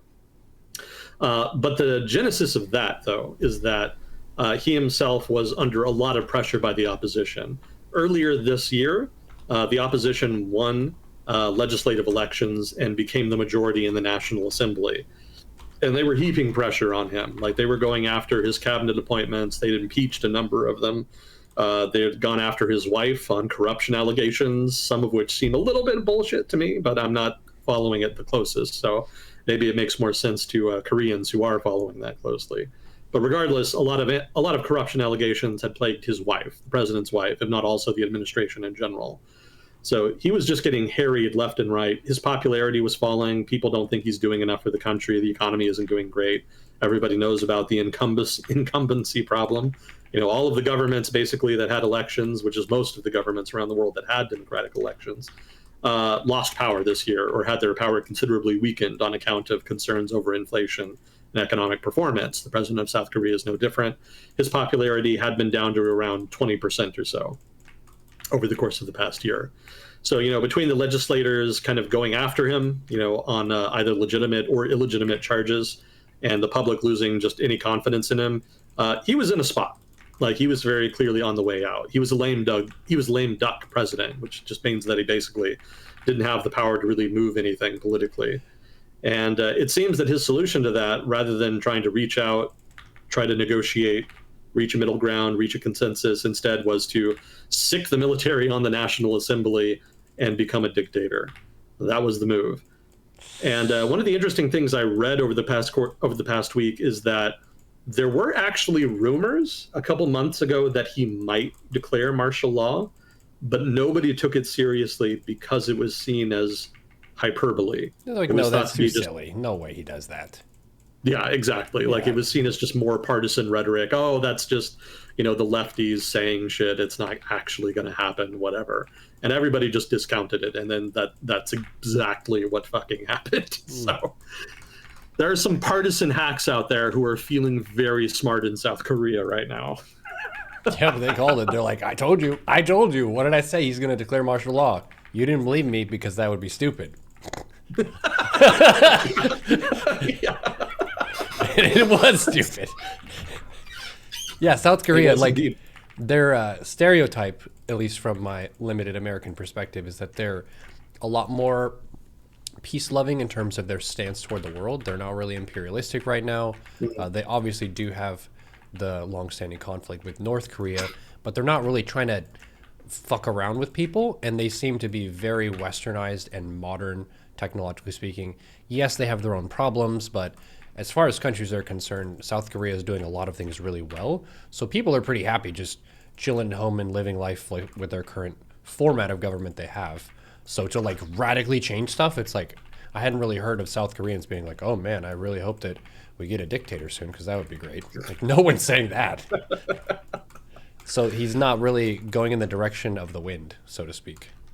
He's not capturing any popular sentiment. It's just like a random janky idea he had while he was taking a boop one day. That could well be the case. The planning was just so garbage tier. It's a wonder he bothered at all. It really boggles my mind. But I guess that's just the 2020s in a nutshell. It really is just an explicitly stupid fucking decade, full of so much dumb decisions by so many powerful people. So this seems to be the latest chapter in that particular novel. I'll point out here that Korean political culture has evolved a lot, as you say, over time, since the period of military rule. And one of the reasons that there was such a strong backlash, beyond the fact that, again, the political culture has just become inherently more democratic over time, is also the fact that so many people on the political left in South Korea remember how bad they had it under the military rule, back when the country was explicitly authoritarian. And so the immediate assumption amongst anybody on the left in South Korea is if there's another dictatorship, it's probably going to be a right-wing dictatorship, and it's probably going to try to fucking kill them. So that's a big factor why so many people were so motivated to try to stop this as quickly as they did. Like, they immediately knew that there was danger, and they flipped the fuck out, like, appropriately, correspondingly and appropriately. So full credit to all of the legislators who came out and made a big effort to stop the coup, which, again, is a weird thing to say in the year 2024 about South Korea. I never thought I would end up saying that. I thought they were in the clear as far as democratic political culture, but I guess they're not quite there yet. Don't laugh, though. Take notes. Yeah, we can learn from this. Yeah. It's not as though circumstances in other democratic developed countries are that much different at this point.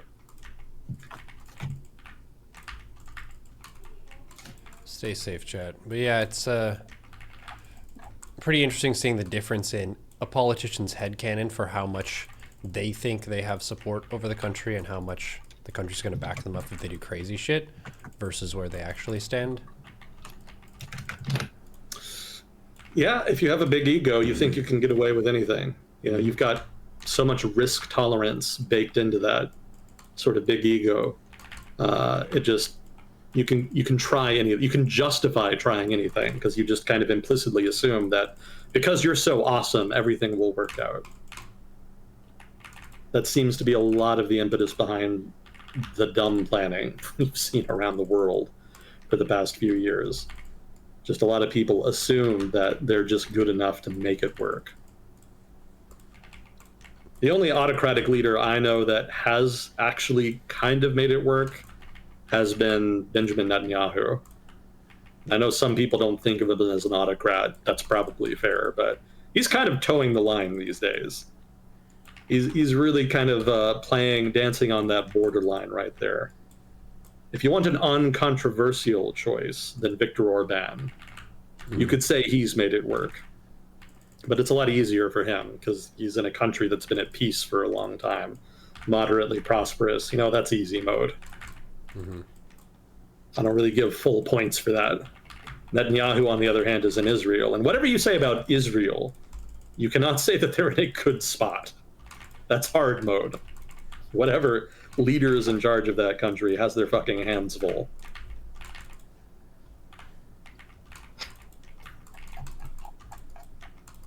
So yeah, that was Syria.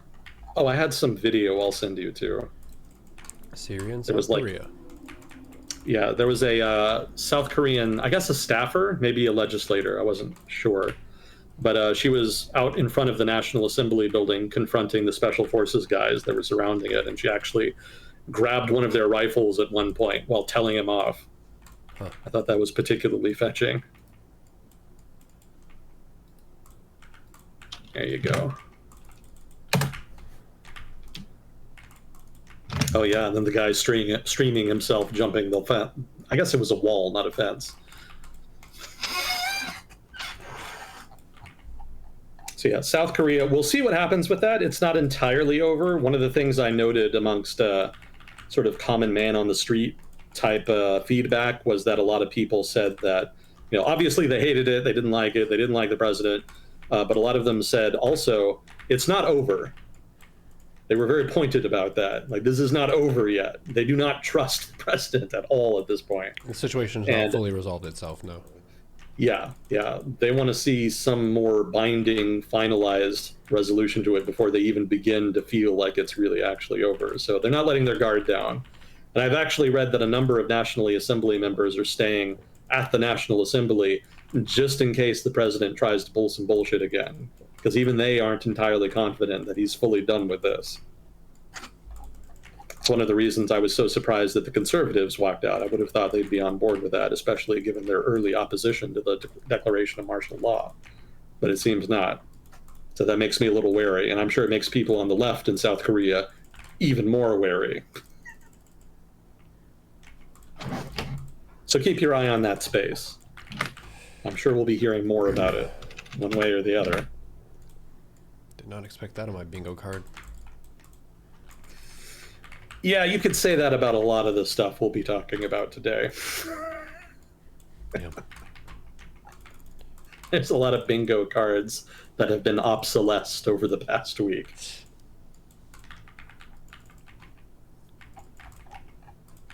So let's see, those are the two main items, I would say. Two huge ticket items, yeah. Yeah. How are we doing on time?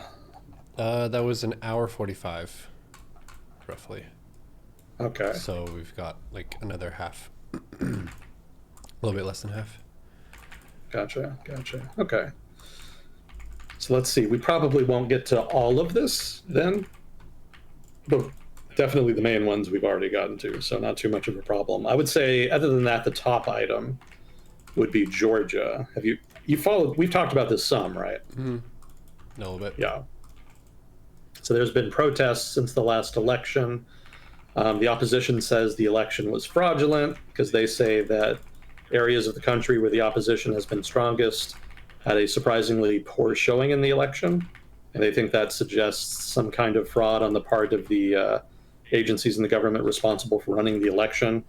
Of course, the government says that, it was a legitimate election. It was a close election.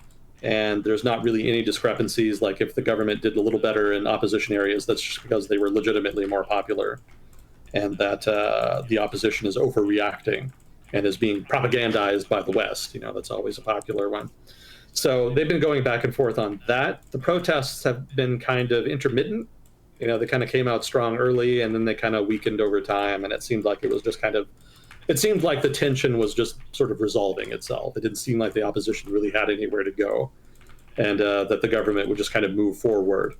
But then, just in the past week or two, the government made a mistake.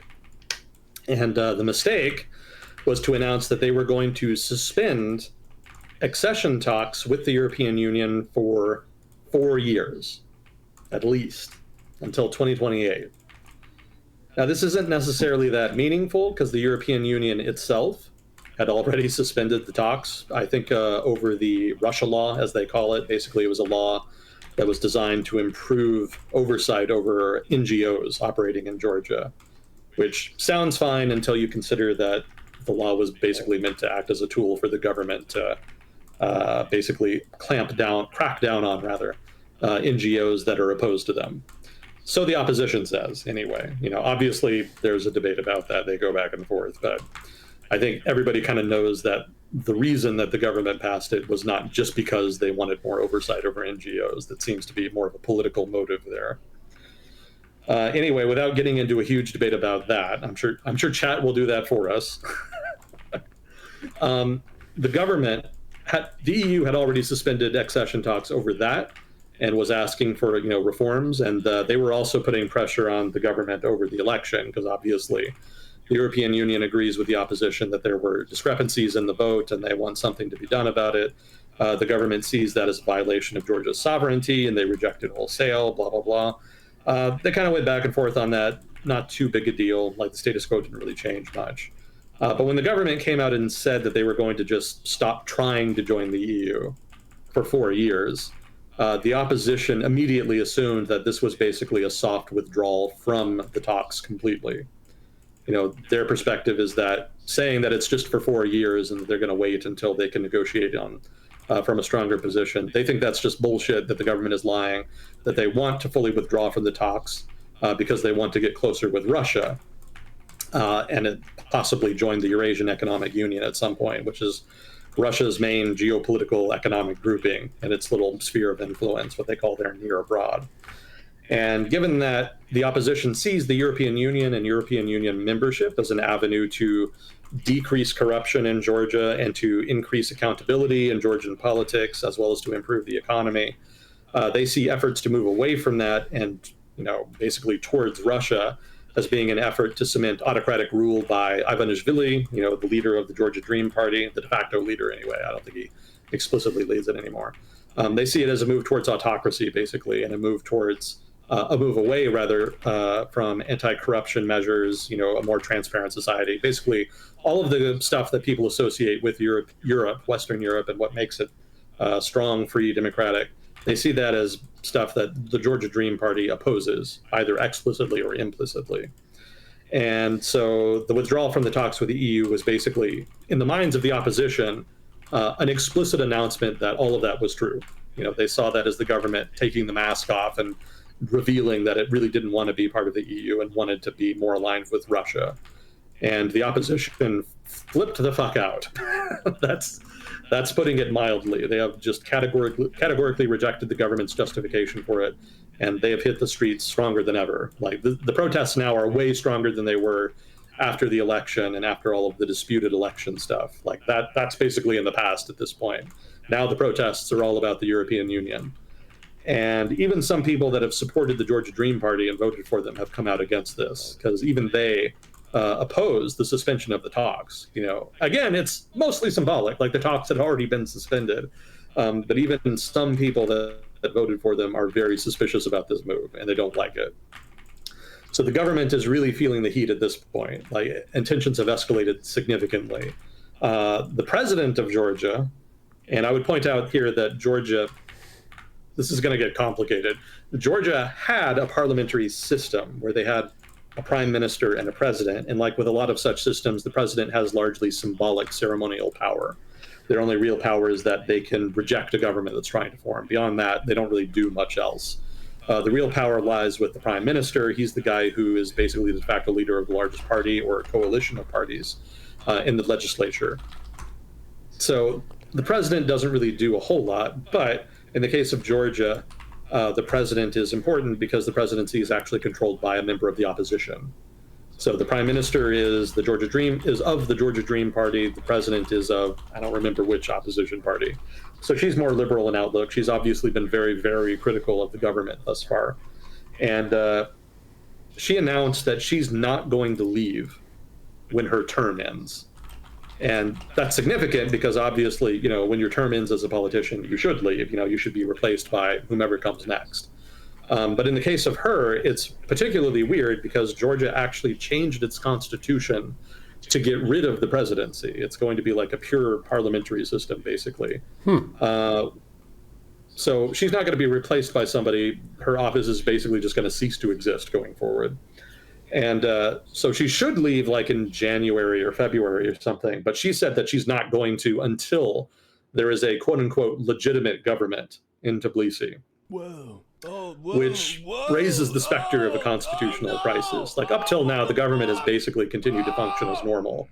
The mass protests have obviously challenged the legitimacy of the government, but otherwise the apparatus of state continues unabated. But if she stays in office and continues to try to exercise her powers, and if some members of the state continue to recognize her authority, then that's an instant constitutional crisis. And then this is going to go beyond a mere set of mass protests.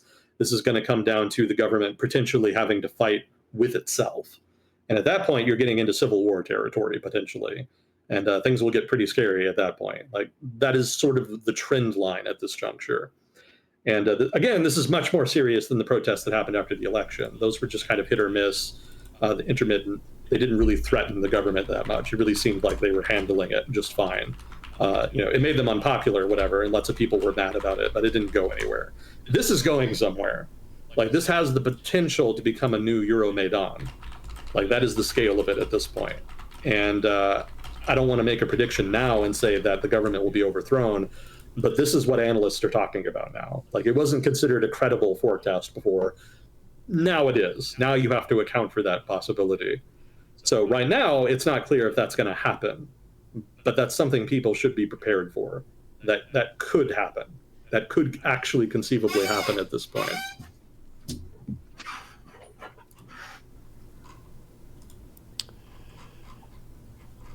Damn. I would point out, to underline this, that a number of people in Georgia's civil service have come out and announced that they do not agree with the government's position, and a lot of them have signed a petition distancing themselves from the government. And there's even been some resignations. I think there was an ambassador somewhere that resigned from his position. So this is kind of cascading at this point. It's still early in the cascade, but it is continuing and it's building momentum. So the government is eventually going to have to face a judgment call. How do they want to deal with this? They can reach out and agree to some kind of compromise. They can crack down, whereupon they run the risk of potentially making things even worse, and the pushback could significantly escalate at that point. Or they could call in the Russians, either indirectly. Belarus did something like this, where they actually had Russian police come into the country and help them put down the protests. They could do something like that, or they could threaten to do something like that, or they could threaten that maybe if the protests spin out of control, that there could be a Russian intervention. That was another possibility I saw one guy outlining. Or they could just concede entirely. They could just collapse. At this point, I can't rule that out. That seems to be the spirit of the season at this point. So maybe that could happen as well. I don't know. All speculation, but it's definitely in play at this point. I'm seeing a tone, like a theme, I guess, here that I feel like I've been learning and trying to emphasize to my allies when I play Dota 2. And the concept is the team that's ahead can throw the game with silly mistakes at any point. And just because they've been ahead this whole time doesn't mean they're not going to suddenly do something that's very egotistical and unwise. Like dive way too far in the enemy's base, reach for way too much territory, like try to make a crazy play that doesn't make sense to make at that time where you don't have support from your team. That's what's happening here. Like, people are trying to make crazy moves without support of their full team, and they're not really trying to strengthen their team. They're trying to maximize the stranglehold control over their team, which makes people dislike them. That's a no bueno. Yeah, interesting. So Syria, South Korea, Georgia, all very in flux.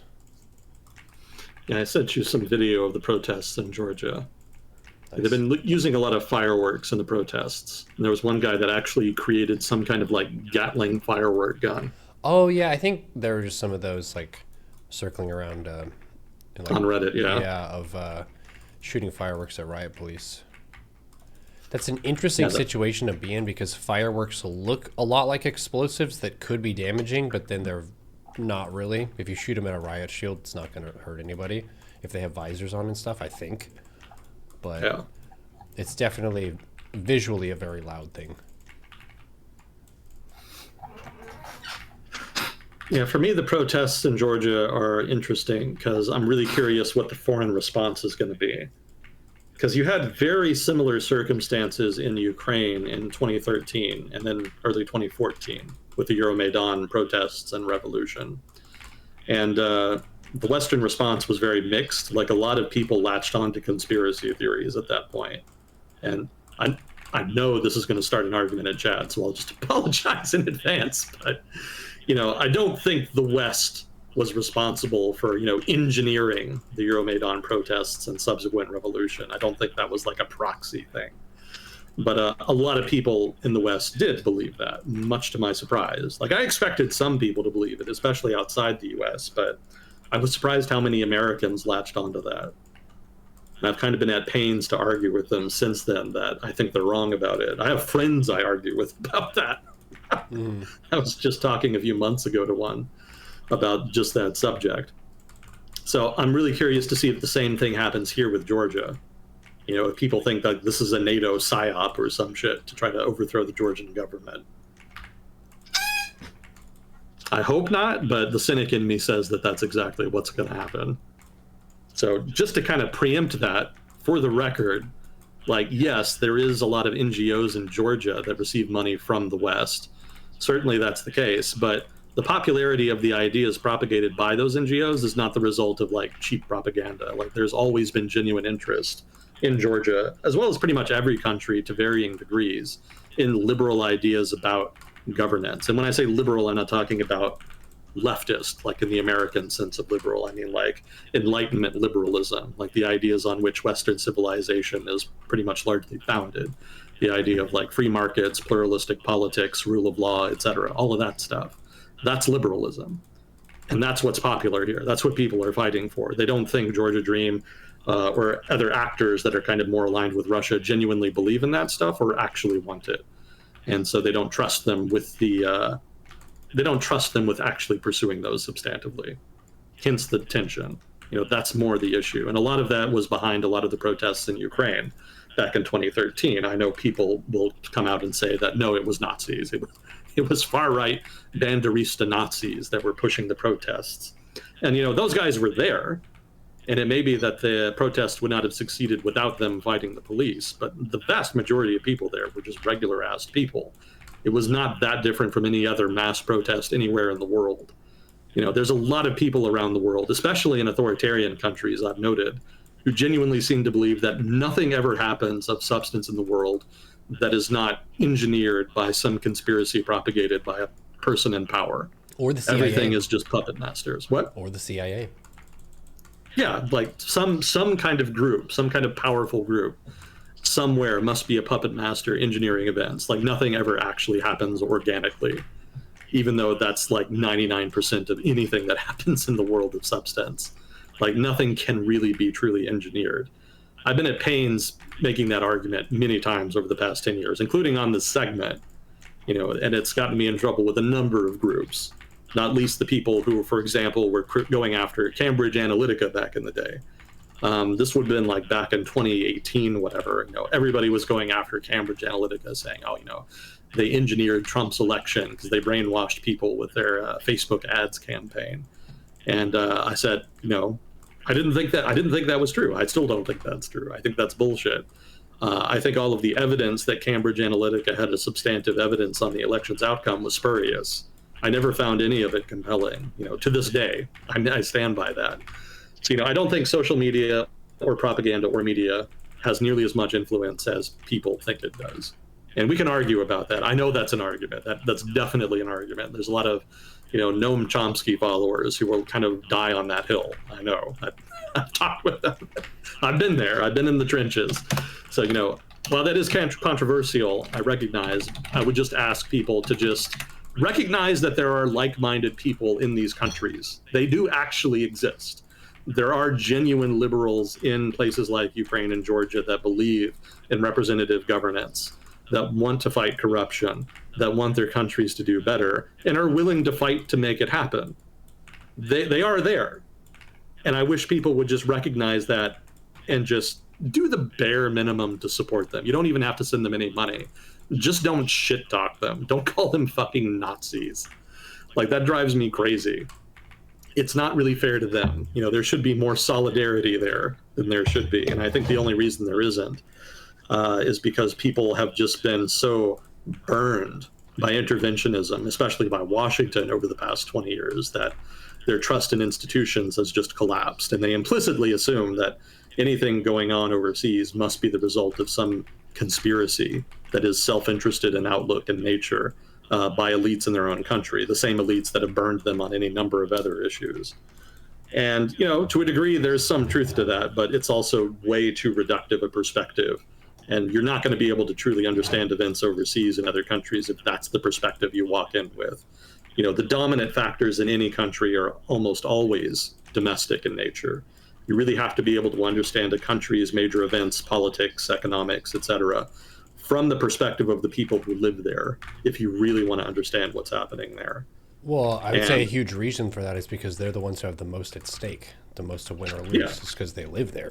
People who are super far away, like, why should they invest heavily in resources? What do they stand to gain from it?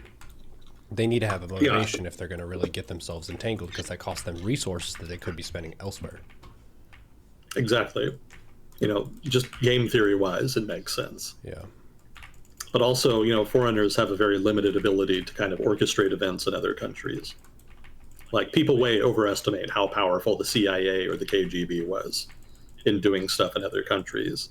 Like, sure, the KGB behind the Iron Curtain in, like, the Eastern Bloc.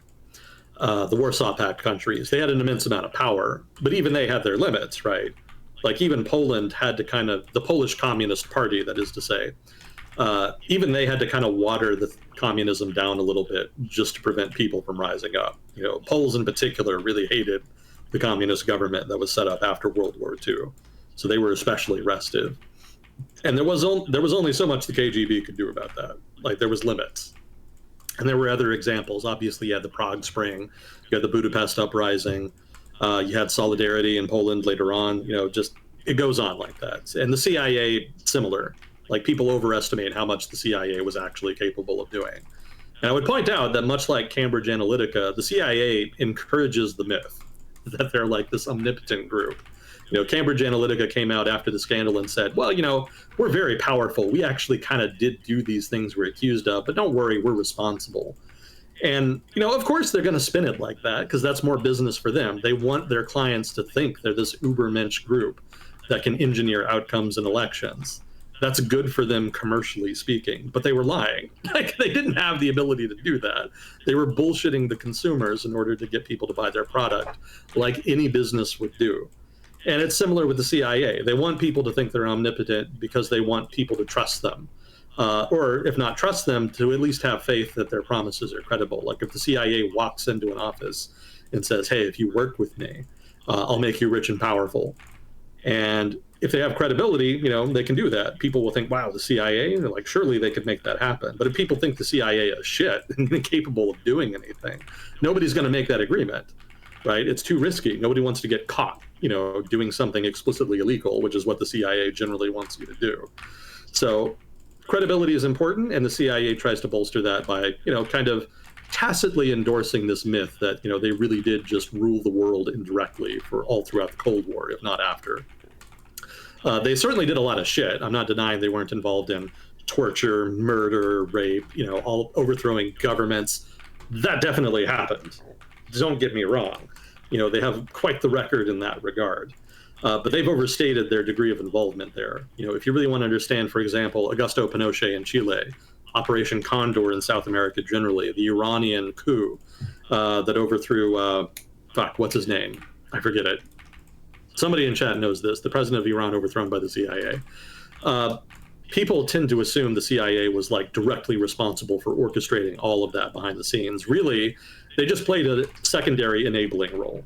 Like in the case of Chile, the guy that they wanted to overthrow the government did not end up being the guy that overthrew the government. They were actually backing somebody else entirely. And there was actually points in both the Iran effort and the Chilean effort where the CIA basically thought they'd failed and were ready to walk away. And then the coup ended up going ahead anyway because of internal events. So endogenous political developments within a given political culture, within a given country, invariably those are more important. Foreign backing definitely matters. It's a factor. I'm not saying it's not. Don't get me wrong. Don't yell at me too much. But what I'm saying is that first and foremost, you have to look at the local political dynamics. Those are always going to be more important, regardless of foreign context. The only way foreign context matters more is if there's an explicit foreign fucking invasion. Like obviously in the case of an international war, then you have to look at the foreign element more. Mm-hmm. But beyond that, like you're hard pressed as an intelligence agency to make people do shit that they don't already want to do. That really colored, for example, CIA intervention in Central America. Like I've seen kind of implicit in the criticism of CIA activity in Latin America, which is largely legitimate, I might add. The one quibble I have is the idea that the CIA was responsible for installing governments that were unpopular and that killed all of these people and whatnot. That's not really true. Largely, they just allied with political actors that were already there and that already had a lot of genuine popularity. Operation Condor was terrible. Keep in mind, though, it polled very well with people in Argentina when it was actually happening. It's not as though the government at the time, the military junta, such as it was running against the grain when they were going out and killing all of these people. A lot of people in the middle class and urban areas especially were actually pretty okay with it in broad measure because they perceived a lot of the mountaineros, sort of these radical leftists fighting the government in this urban guerrilla war, as it was called at the time. They saw themselves, the sort of liberal bourgeoisie living in the cities, as the main target of that. And obviously they didn't like that. So the government cracking down on those groups was not entirely unpopular. The subsequent violence and the broad-based nature of the violence, which encompassed a variety of innocent people that had nothing to do with it, that's really where the problem started. And I can ask Dagnip here to step in if he wants and add some elaboration. He's our Argentine viewer, and I'm sure he knows more about it. So if I'm getting this wrong, again, please do correct me. But that is my impression, and the responsibility for those killings does ultimately reside mostly with Argentine intelligence, Argentine military, Chilean military. Like, these were the actors that really went out of their way to make this shit happen. Without them, the CIA would not have been able to do it. Like, if they had not wanted to, wouldn't have happened. Brazilian military, excellent example of what I'm talking about here. Brazilian military launched a coup in the 1960s, overthrew the government, and then actually distanced itself from the United States because they were a nationalist group that wanted to mitigate foreign influence. They didn't really like the CIA dicking around in their country. They would still work on them with the communists. Everybody hated the fucking communists back then. So no surprises there. But they were actually more interested in being autonomous and in trying to build Brazil into a regional hegemon. That was more the gist of what they wanted to do. Everything they did with the CIA was incidental to that. Like, they would only work with the CIA when they had something in common, which invariably was anti-communism. But other than that, all of the other shit they did, all of the other corruption, all of the other political violence, they did it on their own. They didn't need anybody to tell them to do it. There's very similar dynamics in a lot of other countries where the CIA was active. Like Central America in particular, like the idea that autocrats, oligarchs that owned most of the land, owned most of the businesses, needed the CIA to tell them to go ahead and crack down on leftists, that's ridiculous. They had already been doing that for the entire history of those countries. They were already mired in varying degrees of political violence, even civil war over the course of the 1800s even. And it was largely driven by aristocratic elites in those countries fighting for their interests. So the CIA did not walk in and create that dynamic. They just exacerbated it. They used it for their own purposes, which was wrong. I'm not saying it wasn't. I'm just saying, don't give them too much credit. They're not as powerful as they are made out to be. So that's all just part of the Euromaidan conversation. Again, people who think the US was responsible for it are putting way too much power in the hands of the CIA. They think they have way more power than they do. Not the case. Really, the foreign policy disposition of Washington for Eastern Europe after the Cold War ended can be summed up in one word: disinterest. Like, they really just did not give much of a shit. It was basically just bare minimum. They tried to create a security architecture in Europe to try to appease Russia. That was like one of the things they wanted to do. Also, nuclear weapons. Everybody was afraid of loose nukes at the time. Soviet nuclear arsenal ending up on the black market was like the top security priority as far as the European file in the State Department in the United States after the Cold War ended for about 10 years or so. That was the main thing they were worried about. Beyond that, just generic negotiations about security architecture, which were largely half-assed and didn't really go anywhere for the most part. They made the effort, but beyond that, not much was happening. And even after the war on terror started, like, it didn't go anywhere. Like, they just kind of stopped paying attention. I've seen the Russian government go out and say that, George W. Bush going to the Bucharest summit in 2008 and saying that Ukraine should join NATO and Georgia should join NATO at some point. They say that those were big problems for them. Those indicated that the West was really going after Russia and trying to, destroy and undermine Russia. But really, those were throwaway comments by the Bush administration. They didn't follow any of that up, and they weren't doing anything before that to really make it actually happen. There was a mild security partnership with Georgia before that in which they did joint training.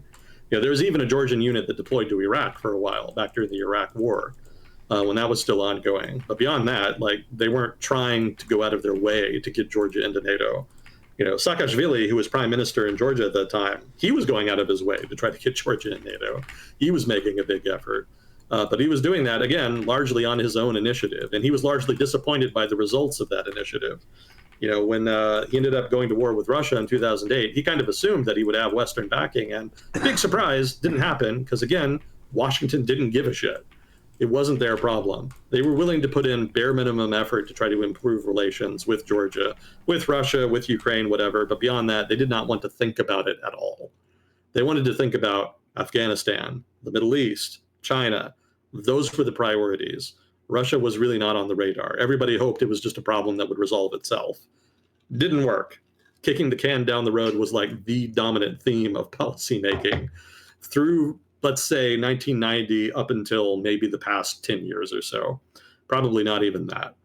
And we can kind of see the results of that all around us. It was obviously a big fucking mistake. But at the same time, you kind of can't blame them. There wasn't really a strong I mean, this is getting into a whole other tangent, but there was a whole debate about what to do back in the day, and there just wasn't any consensus on it. And so rather than trying to litigate it, have the debate, get public consensus, everybody just said, fuck it. I'd rather not put in the energy. And, again, that was dumb. The whole history of that is a whole conversation of itself. Anyway, rant over. That's basically what I'm interested in seeing in Georgia. I want to see if a similar dynamic plays out there with regard to Western perceptions of Georgia. Or if it's something different this time. I'm hoping something different, very much so, but we'll see. It'll be an interesting experiment regardless.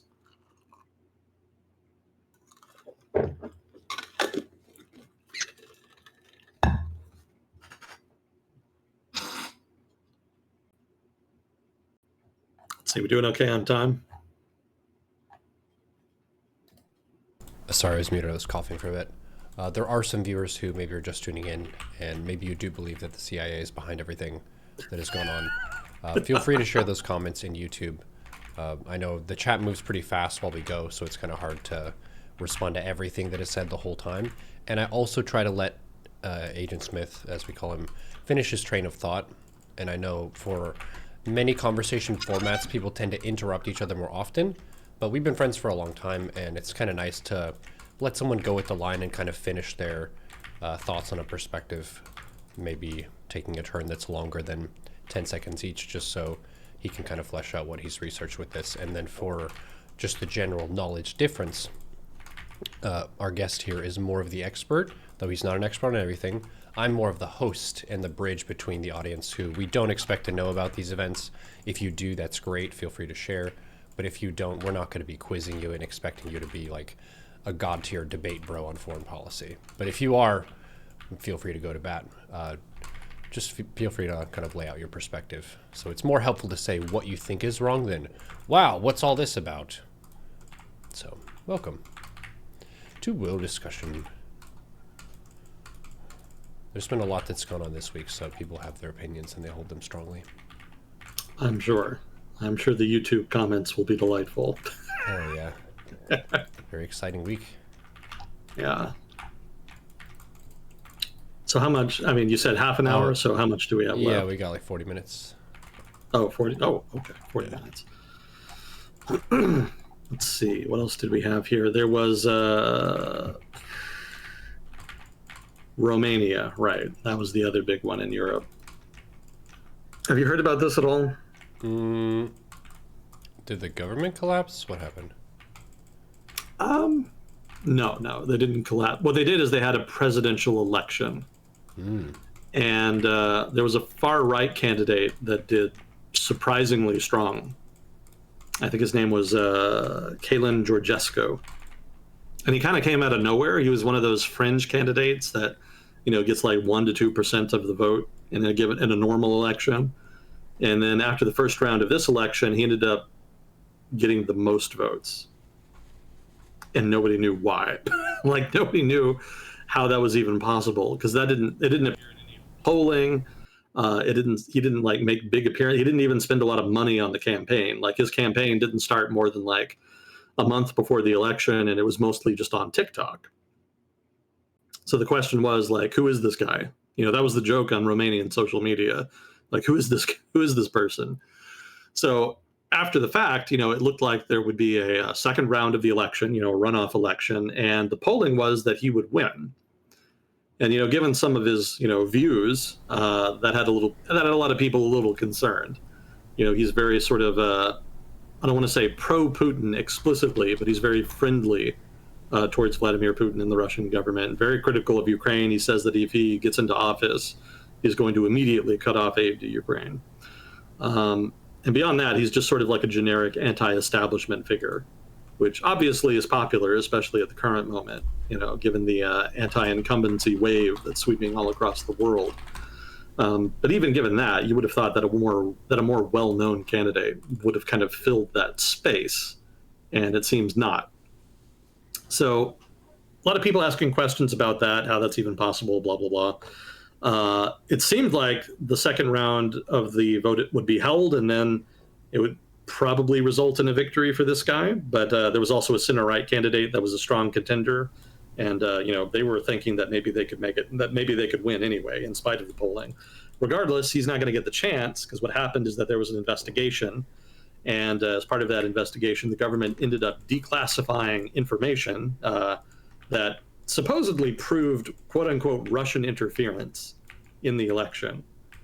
And the idea here is that there was a sustained effort by the Russian government or agents thereof to try to siphon money to this guy's campaign, which was a problem because this guy apparently did not declare his campaign spending appropriately.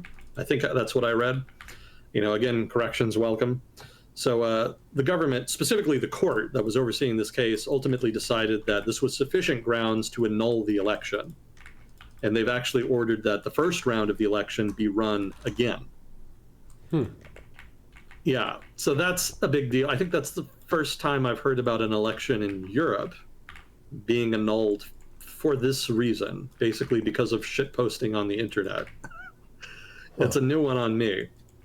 And like I said before, I'm not a big believer in the idea that social media is like a major determinant of public opinion. So I'm a little dubious about the argumentation here. It kind of seems a little bit like maybe the court just wanted to do this for political reasons. Can I ask you a personal question real quick, though, just to assess? Do you use Instagram or TikTok regularly? What are the social platforms that you engage with? Probably Reddit and Facebook would be the most consistent ones. Okay. Yeah, because Instagram and TikTok, I wouldn't say I'm a very regular user, but as an infrequent user, the randomness and variety of what TikTok and Instagram, if it's any of the video format, will serve you is a lot of randomness, and a lot of the things end up being politically motivated in some form or fashion. And they also try to serve stuff relative to your locality, and the longer you stay on it, the more of that it serves you. So I feel like while you may be correct in that it's not the dominating force in shifting of perspectives, there are a lot of people who get very hyped up and almost radicalized by the memes and the shitposts that they browse on the social media platforms. So sure. My perspective is not that it's irrelevant, just that people self-select themselves into content. Yeah. I don't think anybody's going out of their way to try to find stuff that changes their mind. Oh, of course. So it seems more like a reinforcing factor than one that actually proselytizes successfully. Yeah, for a fun story time real quick, one of the things that I actually did pursue to try to change my mind when I was in college was I tried to not necessarily change my mind, but test my beliefs on religion, just kind of trying to assess for the Christian Bible, which is the book that I was raised on. What is the historicity of this book? And then also just what's the logical consistency of the belief system, and what do the people who don't believe it and disagree with it, what do they have to say? And that's scary stuff to look at because you're basically gambling on the notion that you might change your beliefs, which can destabilize your social situation. A lot of people have stability in their life because they fit in with other people around them and they share their opinions, they share their memes, they share their perspectives. And to step out of that camp and into another camp potentially, or just to be neutral and disentangle yourself from it, that's inherently risky. And I feel like people who are specifically younger are a lot more likely to do that. When that occurred for me, that was in my late teens and early 20s. So definitely in the time of people's lives where they're really asking questions and trying to explore themselves and so on. And also, I had some of that confidence of youth of, I felt like Christianity was the best and the most real and awesome religion, and it was only a matter of time until I proved it to the scientists that the Bible was legit and the best way of explaining reality. But that doesn't feel as tasty in the short term as watching a post that tells you that your belief system is the best, that reinforces you, that pats you on the head and says, wow, you're so loyal, you're so pious, you're so good, keep it up, you're doing great. By the way, the other team is a bunch of fucking idiots and they're destroying the world. So we need to fight against them for sure. That's way more dank than being like, well, does the other side have a point here? Because maybe we could compromise or better understand their perspective. currently that looks like weakness because we're in a period of strengthen your convictions rather than moderation and skepticism as being the sexy way of doing things.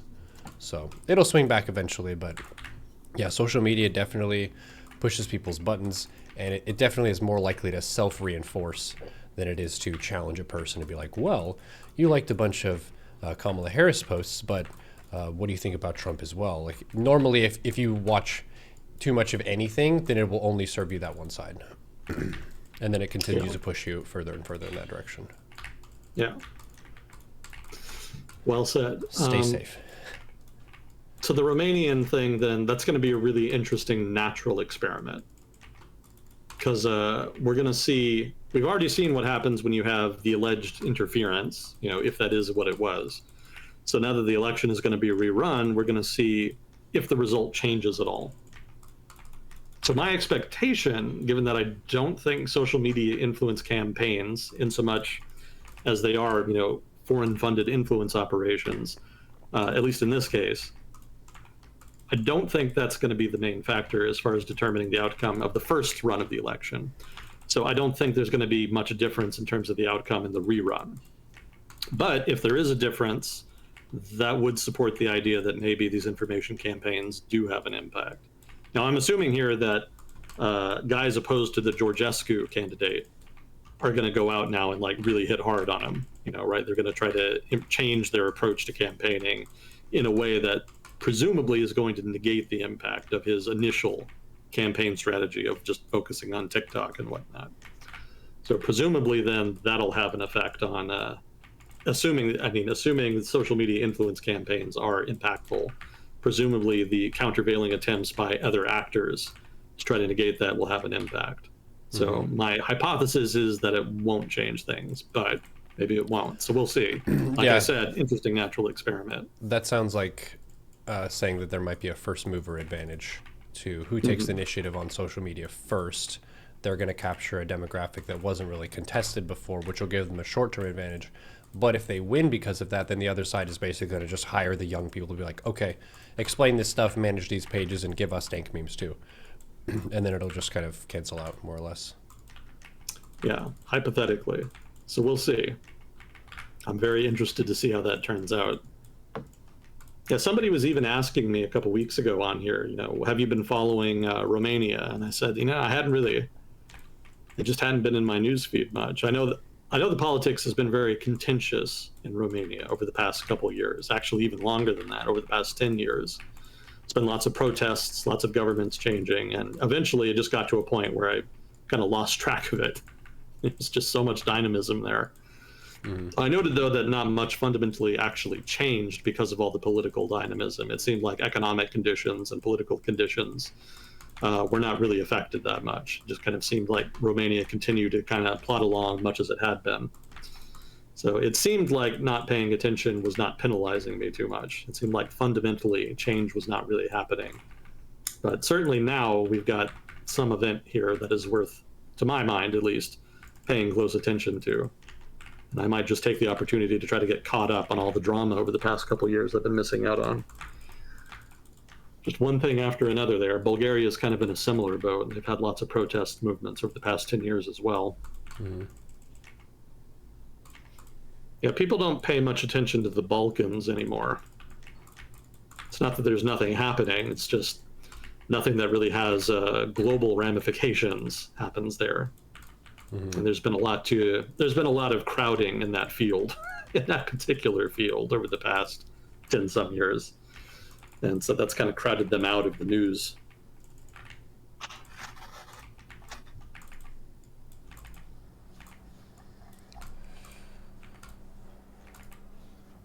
They have a part in this world, same as everybody else.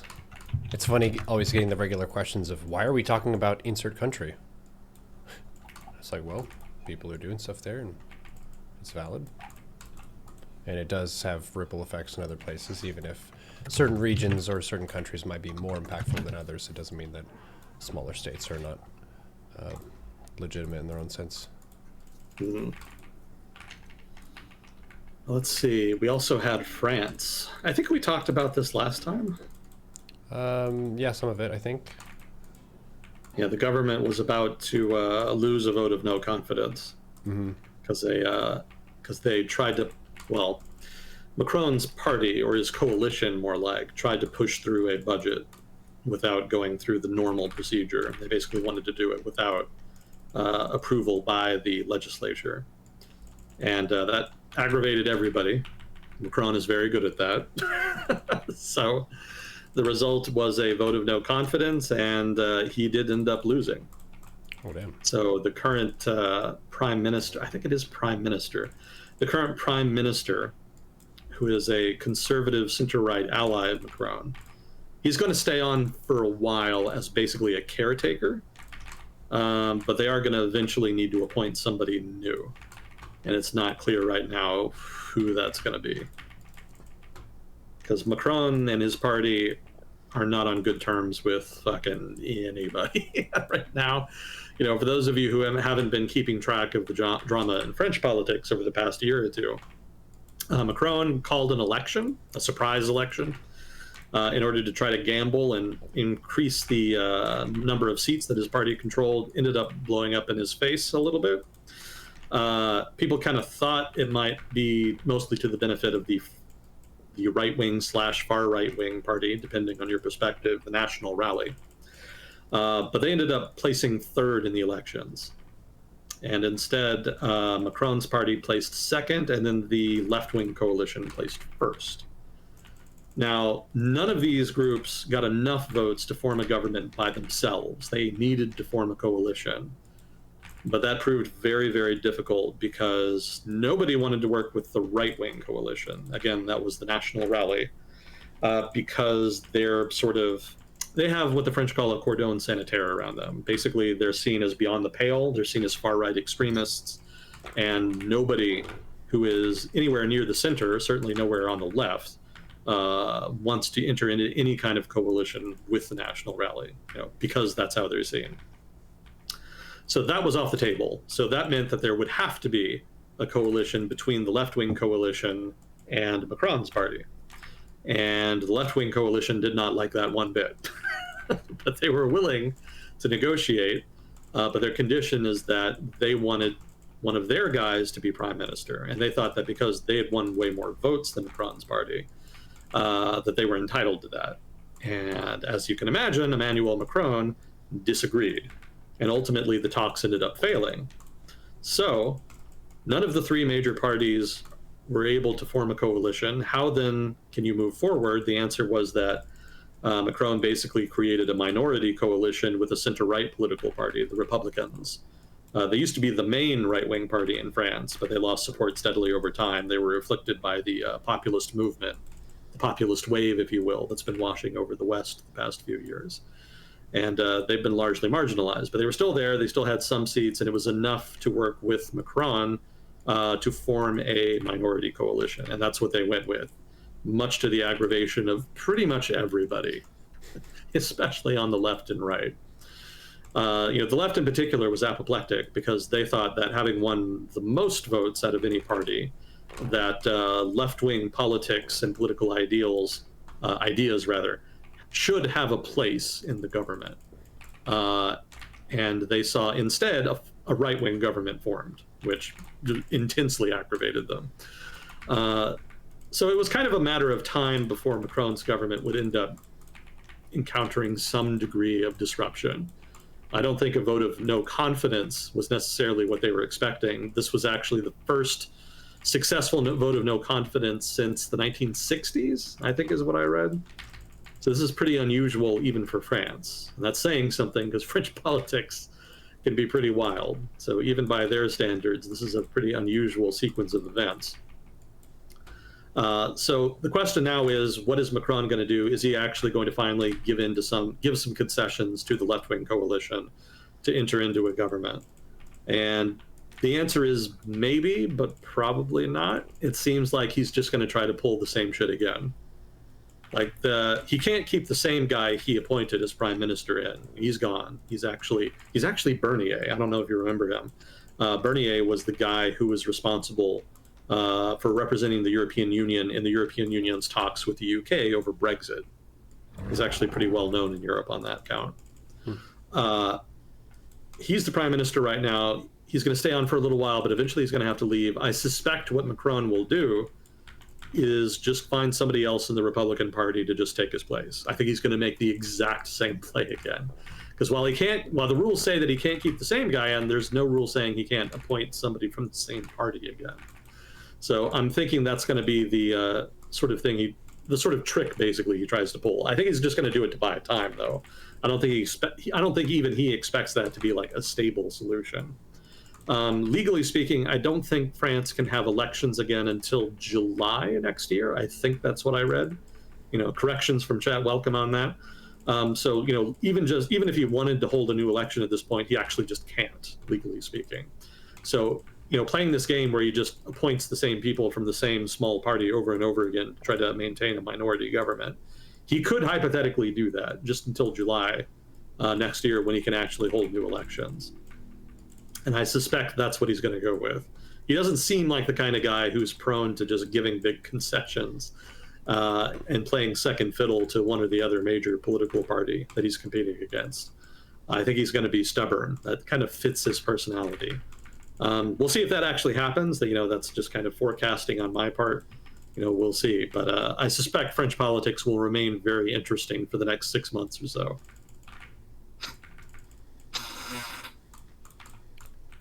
Regardless, I don't think anything is getting done. I don't think any major legislation is going to get passed in France for a while. I think they're going to be very busy with this other drama.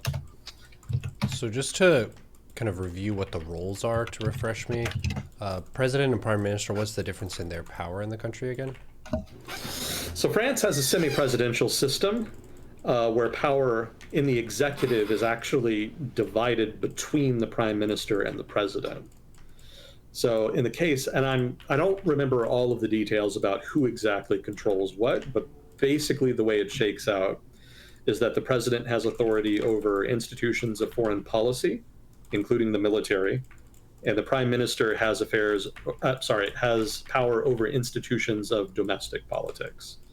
So the budget, social programs, internal security, stuff like that is the purview of the prime minister. Gotcha. Yeah, generally, over the past 100, I guess 50 years, it's been the case that whichever party controls the prime minister's office also controls the president's office, but there have occasionally been times when they have not been. And those periods, that's called cohabitation in France. Mm-hmm. And it's relatively rare, but it has happened. It happened in the 80s, where there was a center-right guy who I think was prime minister. I can't remember which it was. There was a socialist and then a center-right guy who cohabited between the presidency and the prime minister, but I don't remember who had which office. And I think this is the first time since then. Well, no, I guess they're not. It's a little different right now because Macron is fighting it, tooth and nail. But the question is, how does the power shake out? It can happen that different parties control different offices like that, but it's rare.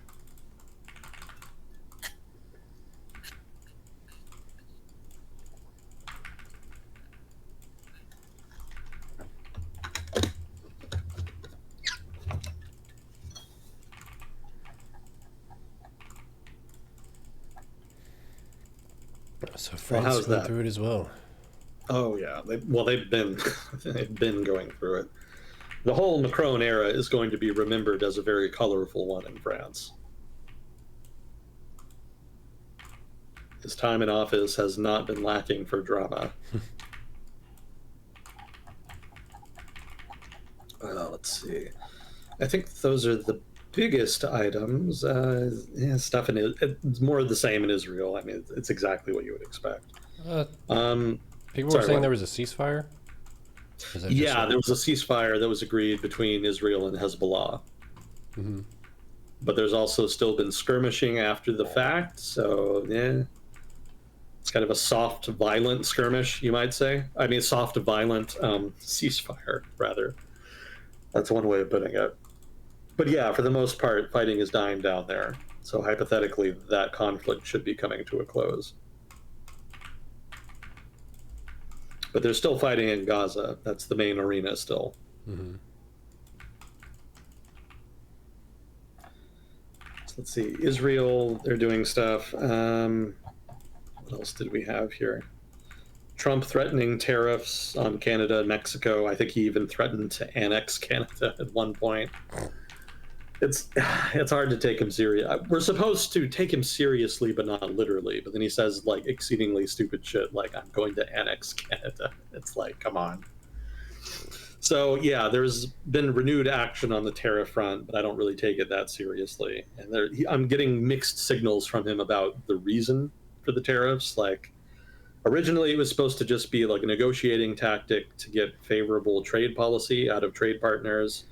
But then he said that most recently that he wants to do it with Mexico and Canada to get more cooperation on fentanyl, which really surprised me. I'm not even sure why Canada was mentioned in that case. But regardless, apparently that's a thing. That's apparently a part of the tariff negotiation now. We'll see what he does with it. Isn't fentanyl illegal, or what is that, a prescription drug? Fentanyl is a very powerful addictive drug, and it's been increased. It's basically become like one of the dominant narcotics in the United States over the course of the past 30 years, thereabouts. Yeah, I've heard that it plagues a lot of American communities, but they think it's coming from Canada? Again, I don't know why Canada was mentioned. Okay. Because Canada's not a big player there. Like most of the fentanyl used in the United States is either made in China or is made using ingredients from China, generally in Mexico, and then smuggled into the United States. So Mexico makes sense to me. I can see that. Mm-hmm. I kind of see why you would tie the tariffs in with that, although I suspect that's not going to work. That seems like a weird thing to do. I would think he would use tariffs more to pressure Mexico into imposing higher tariffs on China and Chinese goods. Well, that would make more sense to me. I don't think necessarily it would work, but it would make more sense to me to kind of go that route. Fentanyl kind of came out of left field for me.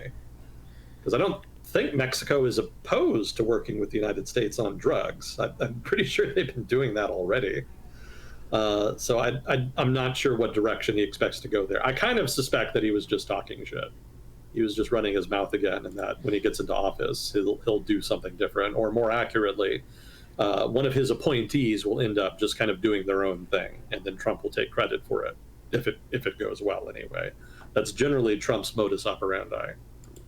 So it may be that the whole fentanyl thing just kind of disappears, or at least in so much as it's being linked to tariffs anyway. We'll see. Yeah, really hard to forecast Trump. It kind of seems like a point the finger at someone else when that's a problem that we have in our country of people who are using this drug because it's very strong and I guess it's more obtainable than some other drugs, cheaper to get, probably worse for you. That's normally what a lot of the cost is for people who are heavily addicted to drugs. Is you might be able to afford the fancy expensive stuff at the start, but if you get really addicted and spend all your money on that, then you're going to have to resort to less and less healthy options to give you the same high. And you also develop a tolerance over time to these things where you have to get more of the substance to get the same level of experience. So it ends up being pretty vicious. Yeah, Chad was saying that it was initially invented as a hospital painkiller. Oh, yeah. I've had firsthand experience. Not myself, mind you, but I had a family member who had it. And the doctor explicitly warned us, do not let the patches touch your skin.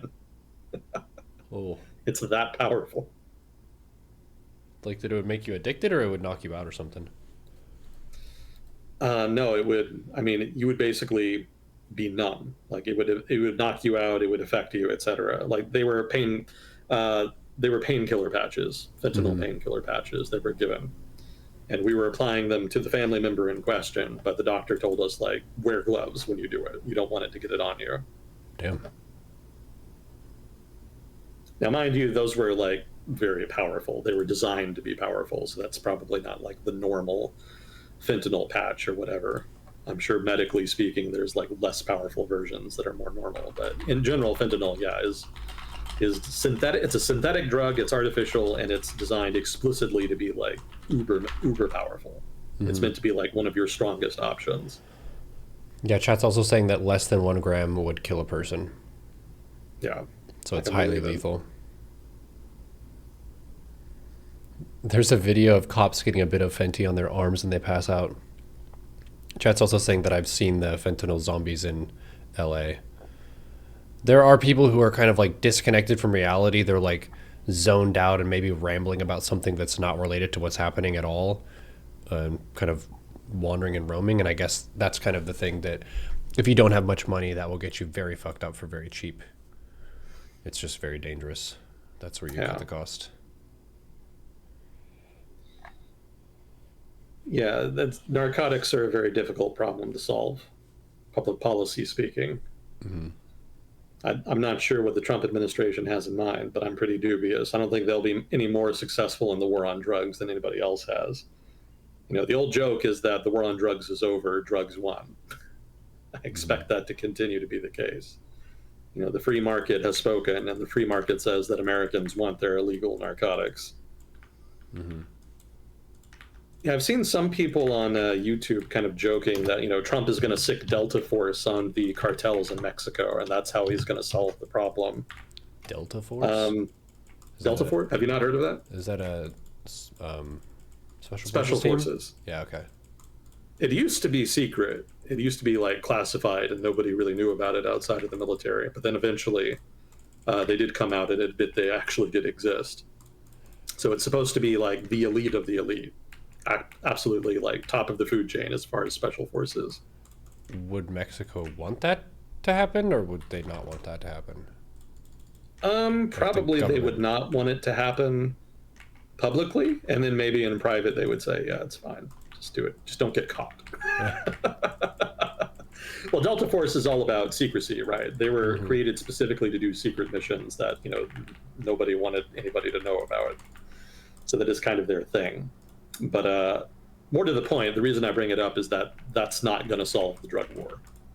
Like the drug war is not something you're going to be able to shoot your way out of. Yeah.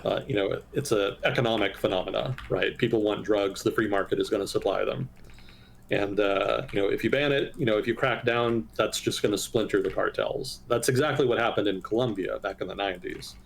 The U.S. government made a big push in the 90s to crack down on Colombian drug cartels of one kind or another, because they were like the main group supplying cocaine in the United States. The main groups, rather. And they were pretty successful in breaking them up. I think, what was his name? Pablo Escobar. He's kind of famous now because of the TV show. He was one of the leading cartel members. They did successfully get him killed, among other people, in that space. But ultimately, instead of resulting in a disruption in the supply of cocaine, it just resulted in a fracturing of the cartels into smaller groups. And, while that did create problems for the cartels and their members, more violence, more competition, etc., the supply of drugs continued pretty much unabated. It wasn't a big deal if you were a crack addict in, Philadelphia or whatever. You were still getting your shit. So, it was an earnest effort. It was understandable, but ultimately it just was not that successful. Well, it's not a multi-method approach. Like, they're not going from the direction of our demand for it. They're just trying to hit the supplier, but that's just a hydra, because if they're making a shitload of money and you killed one dude, then the next dude who wants a shitload of money is going to step in and do the exact same thing with the same business model. Yeah, that's pretty much what happened, right? Yeah. The Colombian cartels collapsed, and then that kind of paved the way for Mexican cartels to fill that space, and they've kind of become the new main participants in the supply chain. The Colombians kind of emerged at first before the Mexican cartels because they were closer to the point of production. A lot of the coca that is used to make the cocaine is made in Bolivia, sort of in South America. And then it moves its way up here, into the United States. So the Colombians were closer, and so they kind of dominated the supply chain until they were basically dismembered. And then that created space for the guys who were closest to the demand to take over. And that was the Mexican cartels. So that was sort of the genesis there.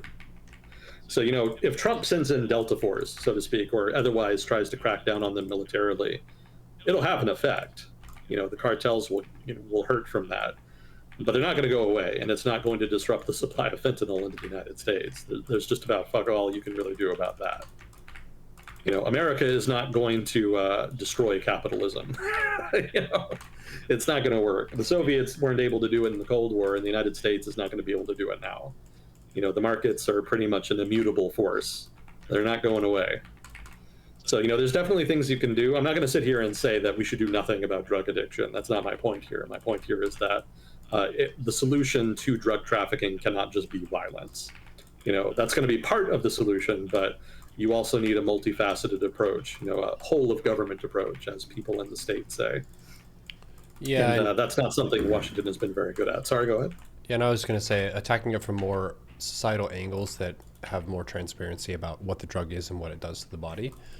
Because in middle school and high school, maybe people in chat remember this, elementary school as well, our generation was raised on DARE, which was just say no to drugs, as a broad-based topic.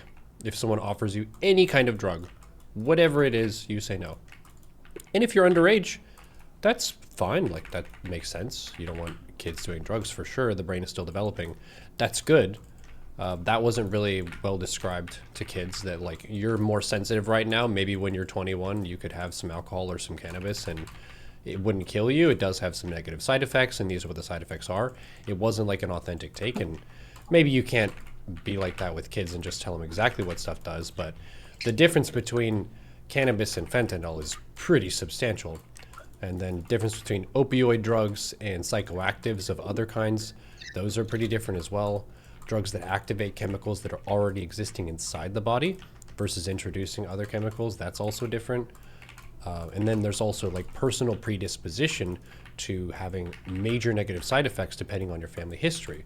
Like if you take certain psychoactives like LSD or mushrooms, and you have people in your family tree who have a history of like psychosis or schizophrenia or something, you can basically activate that in yourself and you're at much higher risk. But this stuff isn't taught to you unless you take a like integrative neuroscience class in college. That's when you learn, okay, these are the classes of drugs, this is the relative danger of this, this is what happens if you take this much, this is what happens if you take that much, this is the variation in how people's bodies respond to it.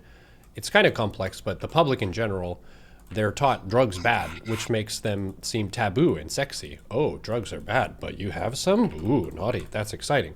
That's kind of why we have a binge drinking culture in the US, as we say, no drinking until you're 21. In Europe, there are a lot of countries where you can drink at 14 or 16 and no one cares. So it's not really as spicy when it's like, oh, do you want some wine? It's like, not really. It's at the table. It's not really my favorite beverage. But if someone says, do you want some wine? And normally you're not allowed to, then it's exciting. So I think just attacking it from the side of the desire and trying to more assess what is our desire for drugs, and can that be better understood so we can make better informed decisions about it. Because they are massively different in how dangerous they are. And then there's also a lot of personal assessment to like calculate the extent of the risks that you're choosing to take. You should at least know the risk that you're taking. And we're dealt some pretty bad information in terms of we're served certain things like cigarettes that are technically more dangerous than quite a few illegal drugs, but it's seen as more society acceptable because it's been around for longer. So we're not being given the most fair take of what the current drug meta is. It's either don't talk about it or we need to shut down the bad guys. We're not really talking about, okay, why are people getting this stuff? Are there alternatives to this? And then just articulating the risks to people. Yeah, well said. That sums it up really well. Yeah, there's stuff you do on the demand side as far as like socioeconomic conditions, as far as treatment, as far in terms of treating drug addiction, that is, in terms of policing, in terms of intelligence, and then there's stuff you do on the supply side as well, which obviously is well publicized. So, yeah, it's a multifaceted thing, and it's not going to be something that you just send in the Delta Force to deal with. So we'll see how that plays out. Do you think they could send Delta Force to people's houses to explain to them why drugs are bad, okay? You could try. Delta Force. Hey. I don't know how eager Delta Force would be about that. That's not really in their core mission profile. Yeah, probably not. They just go into a house and drop kick somebody. Oh. let's see. It's pretty minor stuff from here. We did have a correction from last week, so that Romanian serial murderer I talked about. So that was Countess Bathory. Yep. Someone in So chat said that. yeah, Grim learns. So thank you to him for correcting us on that. I couldn't remember the name. And it's not that she bathed in the blood of young women and girls, less that she bathed in it rather. She didn't drink it. And that's what the mistake I made. Bathing, not imbibing, right? Yeah, Still bad, but different ingestion type. Yeah, we don't want to misrepresent Miss Bathory and her proclivity for bathing in human blood. So weird. Let's see. Joe Biden pardoned Hunter Biden. Did you see that? Oh yeah, that was funny. Yeah. The Economist described that as understandable, humane, and wrong. And I think that pretty much sums it up. I'm inclined to agree. It sets a bad precedent. He spent years arguing that, Trump undermined democracy and norms, and basically that's what he's doing with this. So a little bit of hypocrisy to end out the Biden administration. It's regrettable, but not that surprising. I think Joe Biden has a lot of fuck it energy these days. Mm-hmm. I think his whole attitude is just fuck all of you. I'm taking my son and leaving. Yeah, well, you can have more of a mad bandit mindset whenever you're not going to get re-election, so you don't really have to maintain your rep as much for the next term period. It's like, fuck it. I'm not getting votes and caring about people's opinion after this anyway. Yeah. Yeah, therein lay the problem with getting rid of term limits. Yeah. You get more of that, not less.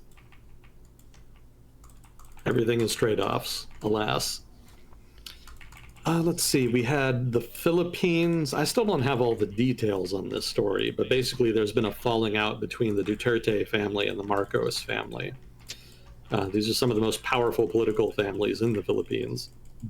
Rodrigo Duterte was, I almost said dictator, he was president of the Philippines pretty much through the Trump administration, and then in the first year or two of the Biden administration. But in the Philippines, you only get one term as president. That's a term limit. And so he stepped down, and the guy that ran in his stead was Marcos Jr., the son of the dictator of the Philippines in actually for a long time, pretty much through the 1970s and 80s. And they created a kind of alliance. And the embodiment of that alliance was Rodrigo Duterte's daughter, Sara Duterte. And she was made vice president in Marcos Jr.'s administration. Now, since that time, there's been some tension between them. Some of it has to do with shenanigans at the local level. And, the Duterte family has always had shady connections to political violence, crime, corruption, etc. So, maybe it's not all that surprising, but ultimately, the president, Marcos Jr., has put more and more pressure on the Dutertes. And the result now that it seems that the daughter, Sara Duterte, could be removed from her position is that she has she came out, held a press conference, and announced that if anything happened to her, like in terms of her disappearing or perhaps being killed, then in the event that happened, she had already given orders that there should be retaliation that would come in the form of the president and the president's wife being killed. So she came out and threatened that if anything happened to her, then the president would be assassinated, which is a pretty bold threat to make towards the president of your country, even for somebody in a position like the vice presidency. So, I mean, it's a bold strategy, Cotton. We'll see how that works out for her. I'm not really enthusiastic. It certainly doesn't say much for the state of political culture in the Philippines, but that does suggest that the Duterte family's influence is on the wane. That's kind of a desperation play for them. I'm sure that's not something they would normally do in normal circumstances. And it also speaks to the hold that the Marcos family once again holds on the Filipino politics. We'll see what happens after the end of Marcos Jr.'s first term. He should not legally be able to run again. But that was the case with his father back in the 70s, and he decided to stick around for another roughly 2 decades. So we'll see if we'll see if the son replicates the father here.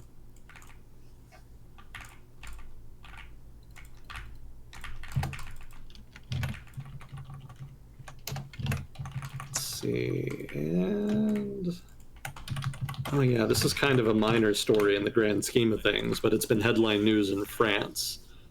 So, have you ever heard of Giselle Pellicot?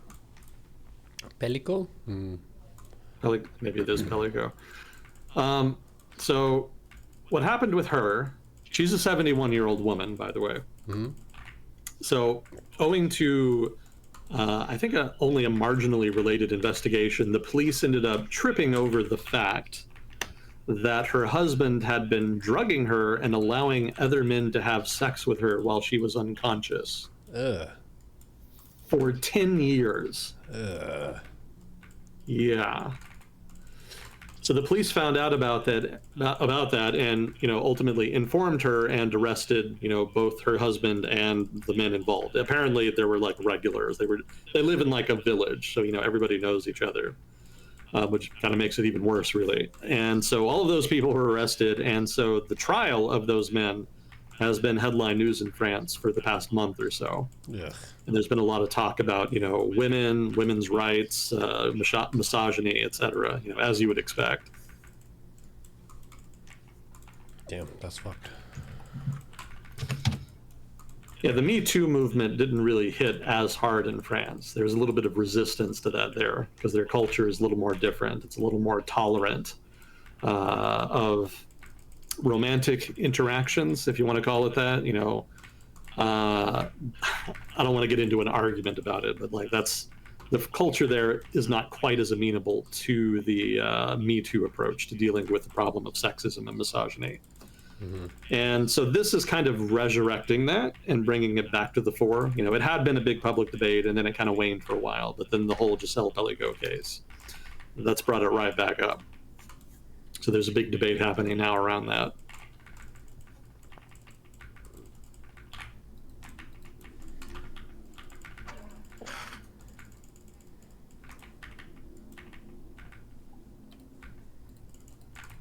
So I guess the only other big thing was the assassination here in the United States.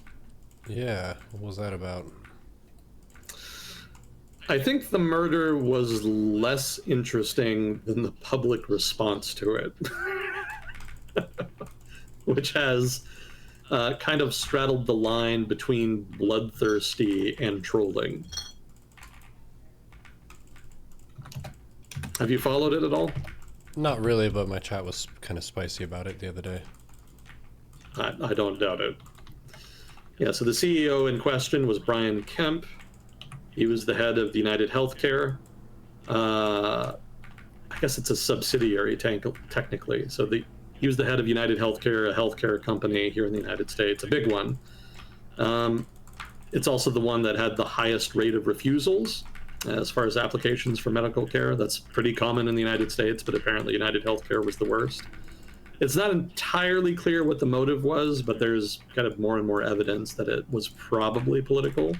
Still hasn't been proven yet.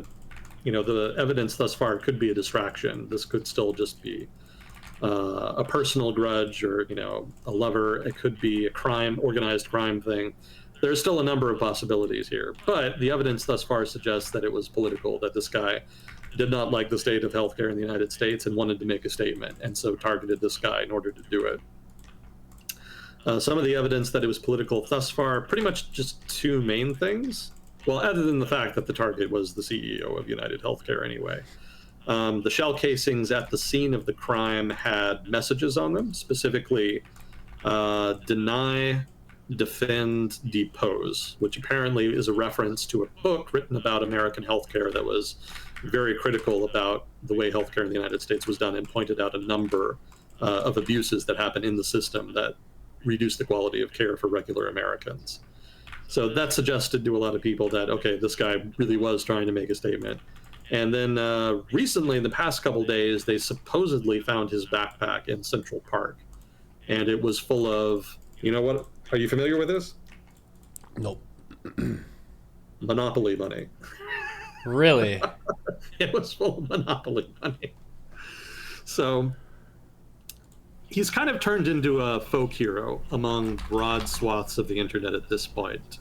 Obviously, the left like him, especially the radical left, but there's actually also elements on the right that are also pretty favorable. And it didn't hurt that one of the shots of his face that was released kind of suggested that he was kind of attractive. So there's a lot of women that were kind of getting in on that too. So yeah, he does have a kind of a minor legend growing around him at this point, and he hasn't been caught yet. And it's not clear if he will, because it's really hard to solve a murder that is kind of random, where the killer doesn't know the person they were going after. And this certainly seems to fit the bill. So of course the police are making an extra effort to go after him just because of the public nature of it and the high profile of the victim. But there hasn't been a lot of traction yet, it seems. They say that they're getting closer, but who knows? But in the meantime, the popular culture has had a very weird, interesting reaction here, and it's kind of bringing out a lot of frustration, I should say latent frustration in the public with regard to healthcare as a political issue, which really raised an interesting question for me about whether or not this might have a similar effect as the assassination of Shinzo Abe. You remember that? Yep. In Yeah. Japan. Yep. Yeah, so the follow-up to that was that Shinzo Abe's assassin achieved all of his objectives. He basically won. Like, the assassination was rewarded, effectively. Political violence apparently works. He had a grudge against a sort of fringe church that Shinzo Abe and his party were in an alliance with, and had been in an alliance with for a long time. The assassin's mother had been deeply involved in the church, but had also lost all of her life savings because the church had basically conned her out of her money, just kept asking for money, and she would just keep giving it. And her family ended up in poverty, and her son blamed the church for that, and then also blamed the church's allies, particularly the LDP and Shinzo Abe. And he decided to make a statement by killing Shinzo Abe and highlighting the degree of corruption that existed anyway in Japanese politics between the major political parties and this church. I think it was called the Church of Unification. Maybe chat can correct me on that. They're called the Moonies here in the United States, by the way. I think it was originally a Korean church. They were very prominent in the Cold War. Anyway, the media in Japan got wind of the motive, and they actually did some investigating of their own, and they actually found more corruption there. And so the Japanese legislature actually banned the church. They actually basically just did what the assassin wanted, and completely reformed laws in Japan about groups like the Church Unification Church and what they can do and how they can relate to political parties. So when I realized anyway how popular, so to speak, that the killer in this shooting in the United States was, it made me wonder whether or not that might potentially translate into political action at the legislative level.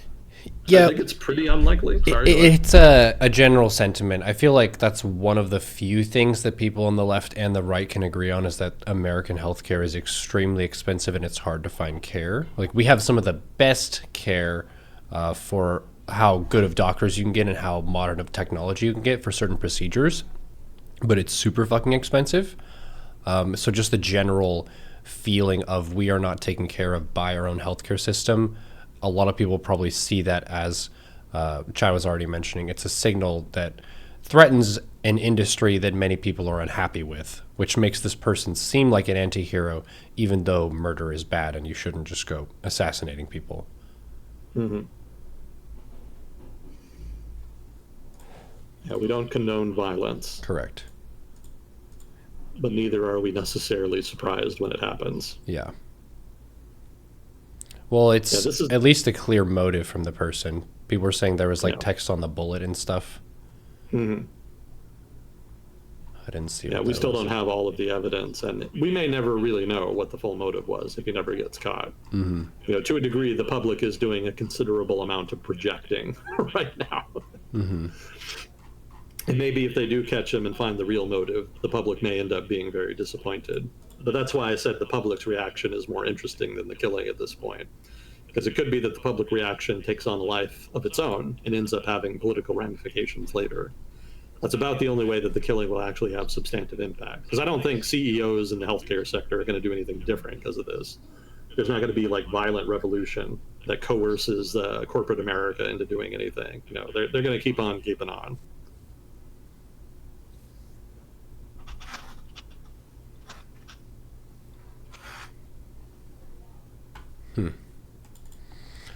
Damn. Well, there was a lot that went on this week, Chad. If you are from a location that we've been talking about and you want to give us a YouTube comment, give us your perspective, we welcome that. Everyone has a partial view of what's going on in the world, so feel free to weigh in and share what you got going on. And then if we made any just direct errors of what stuff is, please give us corrections. We welcome that. But we had some banging viewership today during World Discussion. We had like 300 viewers for almost the whole time. So that was definitely one of our hottest segments yet. We did get a raid from Trisha and from Hapsaya during it, which is cool. And then retained a lot of those with people hanging out and enjoying the discussion. Were there any other last things before we maybe break and hit Faye run a little bit? No, that's pretty much it. Those were the highlights. Sweet. Well, I think we did get questions, but there was just so much that I don't think we even had time to check them. Oh, shit. I didn't even realize. Yeah. Let's see. 8 December. Yeah. 1, 2, 3, 4, 5, 6. Yeah. Well, we did talk about South Korea, so we did cover that. Let's see. HTS, we did talk about that. And didn't get to that. Whoa. Oh, whoa, whoa. Let's see. The bulk of the junior didn't get to that. Yeah, we'll try to get to this later. Next time, I guess, since we don't really have time. But we did get to some of them just indirectly.